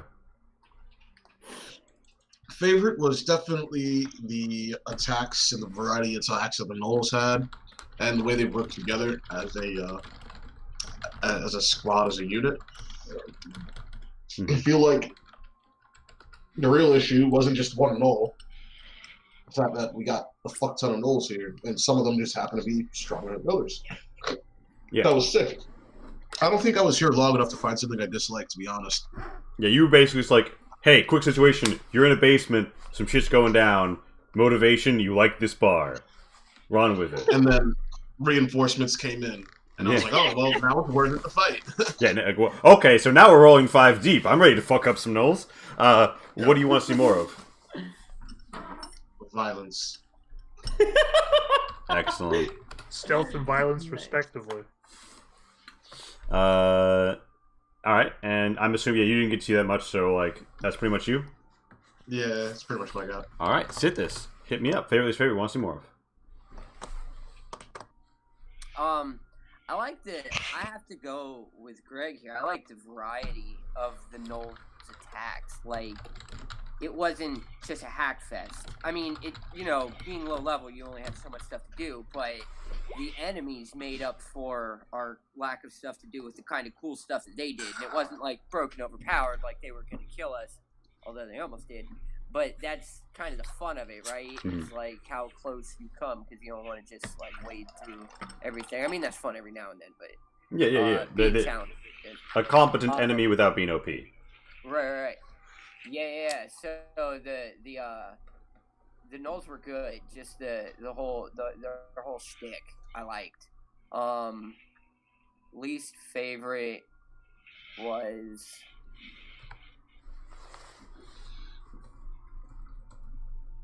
I don't know. The ceiling coming down, the building coming down on it's pretty fucking scary. All right, like that was definitely a TPK moment. That was like, oh shit. So we should think out what we do. But I guess that was kind of unavoidable. There wasn't really much to not like. I mean, we waded through combat. We fucked some shit up. We found some creative ways of dealing with the thing, even though we brought the building down, it was still really cool. Yeah. Even though we almost, it was dangerous, it was still cool. And then what I want to see more, stealth and violence, respectively. Stealth and violence. It's like we should just name the next one stealth and violence. Honestly, that's definitely the name of this episode. That sounds like yeah, it's like the name of this episode. Stealth and violence, respectively, is the name of this episode. If you're watching this on YouTube right now, it's not called that. Futurely fucked up. No. But yeah. It was. So that's what you want to see more of, really. Yeah. All right. I like. Again, I just want to say I really like how quick you are with DMing, like how smoothly everything flows, and I really like that everyone playing knows the capability of their characters and uses them pretty optimally. No one is not doing anything. Is even being suboptimal. They're all doing. We're all doing really well. Oh, it all runs pretty smooth. Yeah, and we like to run a smooth ship here. So that's. What was I gonna say? I guess I'd sit this. Pat. Yes, that is my name. Favorite. Want to see more of? I enjoyed this. I think it felt a little bit short to me, but that said, we were up against a threat that we really couldn't combat, and ending it where we ended it made a lot of sense. So favorite. I love the setting, the art, the maps, everything looks on point. Huge fan of everything that you do with regards to making the maps. I mean, I know I contribute a lot of the tokens, but basically all of them. All, but whatever, except for some of them. You do some of them. Either way, you are a fantastic map maker. So the setting was really fun. The adventure was interesting, engaging, appropriate. Of course, Gnolls would pop their chaotic evil heads in on this situation. Well, chaotic something. Either way, they're chaotic. Of course, the Gnolls would pop their chaotic asses up in here and be like, hi, it's time to drink beer and kill people. So it's like the exact opposite of my character in a lot of ways. So yeah, you're like lawful. Yeah. You care about like the taxes. I care very much about establishing order. They're also kind of greedy, but like in a very simple and base way. They don't have a refinement to it. Yeah. They're just like they'll eat any meat. They drink all the alcohol. They're really good at brewing alcohol, but they'll drink Pisswasser. The peasant's creed. It's not a refined creed like mine. Indeed. Oh. Yeah, I love playing this character too. So things I didn't like. I think our combat map, I would say, was definitely something that I didn't love. I don't think that was entirely in your control. You could have perhaps given us a larger basement map. That said, it made entire sense what it was. I think it would have been more engaging if we'd left the basement and tried taking them out on the surface. So do you think that it would have been better, was there something that I did as the DM that led to you not going up top? I don't know if you really could have done anything. It just felt kind of shitty that we were trapped in that one square area, and frankly, we'd bottlenecked them. So it was perhaps strategic for us to have done that, but you prefer the wide open, ranging, urban combat or above. at least or at least something else, because I didn't have any mobility or anything. I don't know. The map wasn't my favorite. And there will be. I will say when picking the adventure locations you go to, I will say tight corners and bottlenecks might be the name of the game in a series of tunnels. No, that's fine as long as I know what I'm getting. I don't want to say that. No, it's just I feel like I was stuck in a room and. Bottlenecking is one thing, but it really became one of those French plays. It became one of those French plays where you always stay in the same room as the situation evolves, which I kind of loved dramatically because it was just oh my god, what's gonna happen? Because I threw in that support beam series as an aesthetic element at the last minute, but then the players are I'm bringing the house down. Support beam. And of course, kudos to the 12-side guy who was yes, PvP, splash damage me, do it. And so we got to have the moment, because it worked perfectly. I'm not upset. Yeah. I'm just saying, if I had to pick up a human thing that I wasn't in love with, it was being stuck in a room. For sure. And what I want to see more of, more of the setting, more Freistadt, more of my character, and Freistadt yours. I'm loving the whole kit and caboodle. It's very fun. Yeah. Awesome. I think it was a matter of bottlenecks are good, but we were forced into the bottleneck, which worked in our advantage, but we didn't choose to bottleneck them. Yeah, I mean, we kind of made the best out of a bad situation, but it wasn't really a choice, a tactical decision. I definitely had I learned about the nulls. Had I learned about the nulls going up to the surface sooner in character, I definitely would have advocated that we take the fight up top. Yeah, that's part of why I put it into order, because I was okay, so limitation of information. I was who gets upstairs first, and so that's why I was doing the initiative order, because I was every turn another knoll was climbing upstairs, right? All right, but so that's what you want to see more of. Yeah, and so with that, I think that we get on to Jessica. Jessica, you're already say hi to Zool, everyone. Your first time on the channel, but she's familiar with this because we played a whole bunch of times before, but it's favorite. We want to see more of. And real quick note for this: you have dinged level 4 because this was your second adventure. Woo! Join the party. Yeah. So Jessica, favorite. What you want to see more? Favorite. I thought there was a lot of situations for creative problem solving. It was very tactical, and the enemies were had a lot of interesting abilities, which usually isn't the case for low-level 5e enemies. Because usually it tends to turn into, just, punch fests back and forth. So I liked the enemies, and I liked how much, creativity, there was a lot of opportunity for us to, do creative things and just run with things.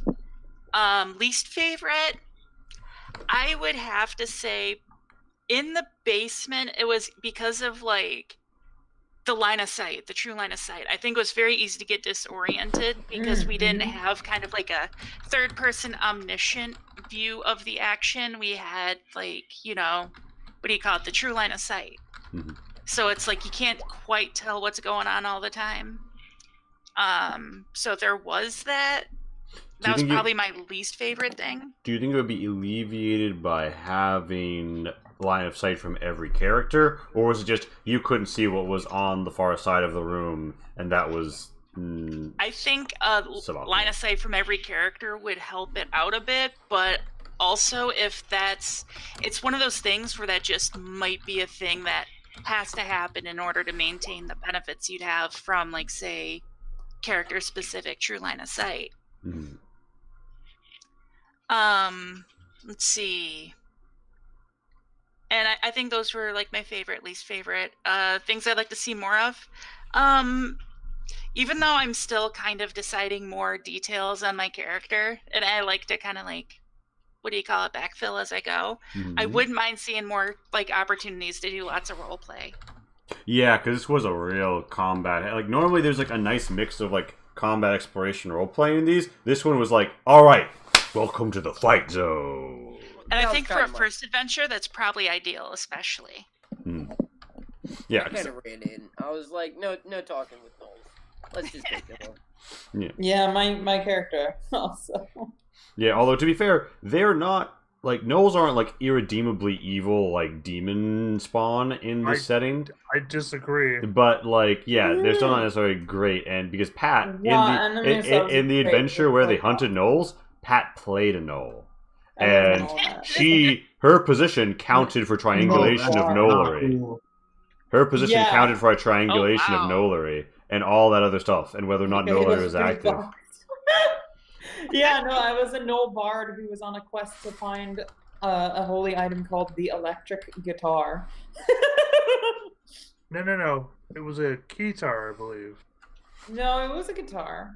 Was it? I thought it was a keytar for some reason.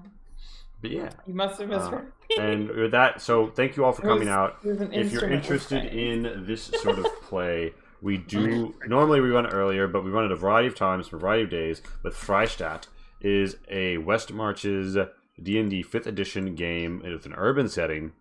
And it's run through our Discord and Twitch channel. And this is the whole city. And almost every adventures happen in Stadt. Or in one, they've turned it to Daku. But if you go into the pins under the Freistadt category in OOC Tavern, you can find Coleman Freistadt. You can find documents about all this stuff. And you can also find an active vote about what is the council going to do this week. Because we have react votes. And right now we're deciding, is the city going to open the gates to Templars to come in and try and take control of the situation at Stahl Shrine? I finally voted. Yeah, and that vote right now stands at, shall we say, it's 5-6. So it's a real close one. Anyone can come in and vote. And we're also looking to increase the use of channel points and bits to influence things. So this is going to be a very audience-driven stream. I do lots of Twitter polls about what sort of monsters you want to see. That's why you got the slooges, the giant crabs, very audience-driven. And you're going to see an interesting grouping of these casts of players go out again and play and experience this world and see more things and come back to it. So, and now we have like 3 different adventure locations that they found. Or like 4 if we count Council Park, right? Because Council Park has the slooge problem and still some giant crabs. They found the Hanging Gartons with the weird face shit going on. The Sloogey bookstore that is billowing slooges and has those. For those of you who have no idea what I'm talking about when I say slooges, let me just throw out. Boop. Yeah, just all sorts of options. The council has voted to both hire a mercenary company, the Schaltier Company, and have them quarantine Venig-Volenheim. So both of these gates into Venig-Volenheim are controlled by that mercenary group. And if the party wanted to get in there for some quest line that they may have had allusions to, then that would be a rather interesting scenario. And this first week has been my attempt to sort of get everyone a little bit of play in. I didn't quite succeed. The idea was to get a lot of people a basic introduction so that they could then begin forming groups and organizations or like all within charter organizations, like forming up to go out on different adventures that interest them. Because some people want to go deal with the Hanging Gartons and the Fae stuff going on there. Some people want to go to the Sloogey books. I don't think anyone wants to go to the Sloogey bookstore, to be honest. Some people might want to go back to the Inn and Hole. But yeah, that's the situation overall. Thank you all for coming out, and I'm going to drop the links again, and then we are going to see if Party Wipe is live, and if so, we're going to raid the fuck out of them. Feedback. Thank you, Jeweler. Oh wait, Wait, 12-sided guy. I didn't get your feedback. Oh my gosh. No, it's fine. It's okay. Oh 12-sided guy. 12-sided guy. God. Give me your feedback. Give me your feedback. So I have two favorites today. Oh. One of them's not really on you, but I love how I keep throwing myself like the splash damage with the roof coming down on me. Still survive, right? Like at this point, he has just survived so many things as a character that are just unlikely to survive. Mm-hmm. And that so I guess three favorites today because I got the belladonna prima donna head. That's becoming part of the helmet. I like that. Mm-hmm. And the new hirelings. Least favorite is it was a very combat heavy session. It happens, right? Like this is not one of those like for next time, right? Like you get those sessions. This was very old combat. Like to see more of. I'm gonna say He-Man until I see more He-Man. So. He-Man. I have a character goal.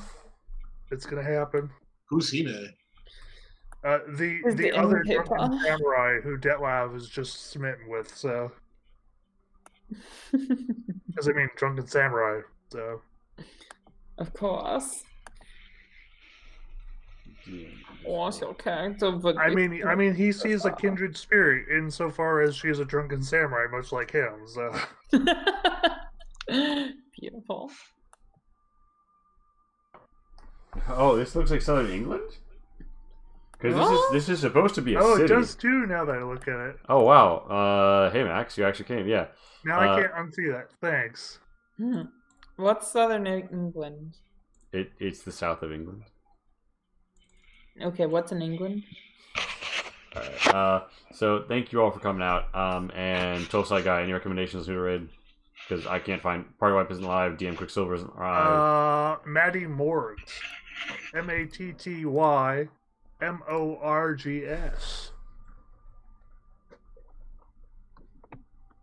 And we'll hit up the publicity channel in their Discord once I get there and be like, hey, Diesel Shot, it's a thing. Check us out. Yep. All right. Well, we're gonna raid. So Diesel Knots, remember, be polite, and we're gonna say Diesel drops Diesel Nuts. Oh my god. All right. Here we go. Finally. Here we go. All right. Oh shit! Wait, where's the link?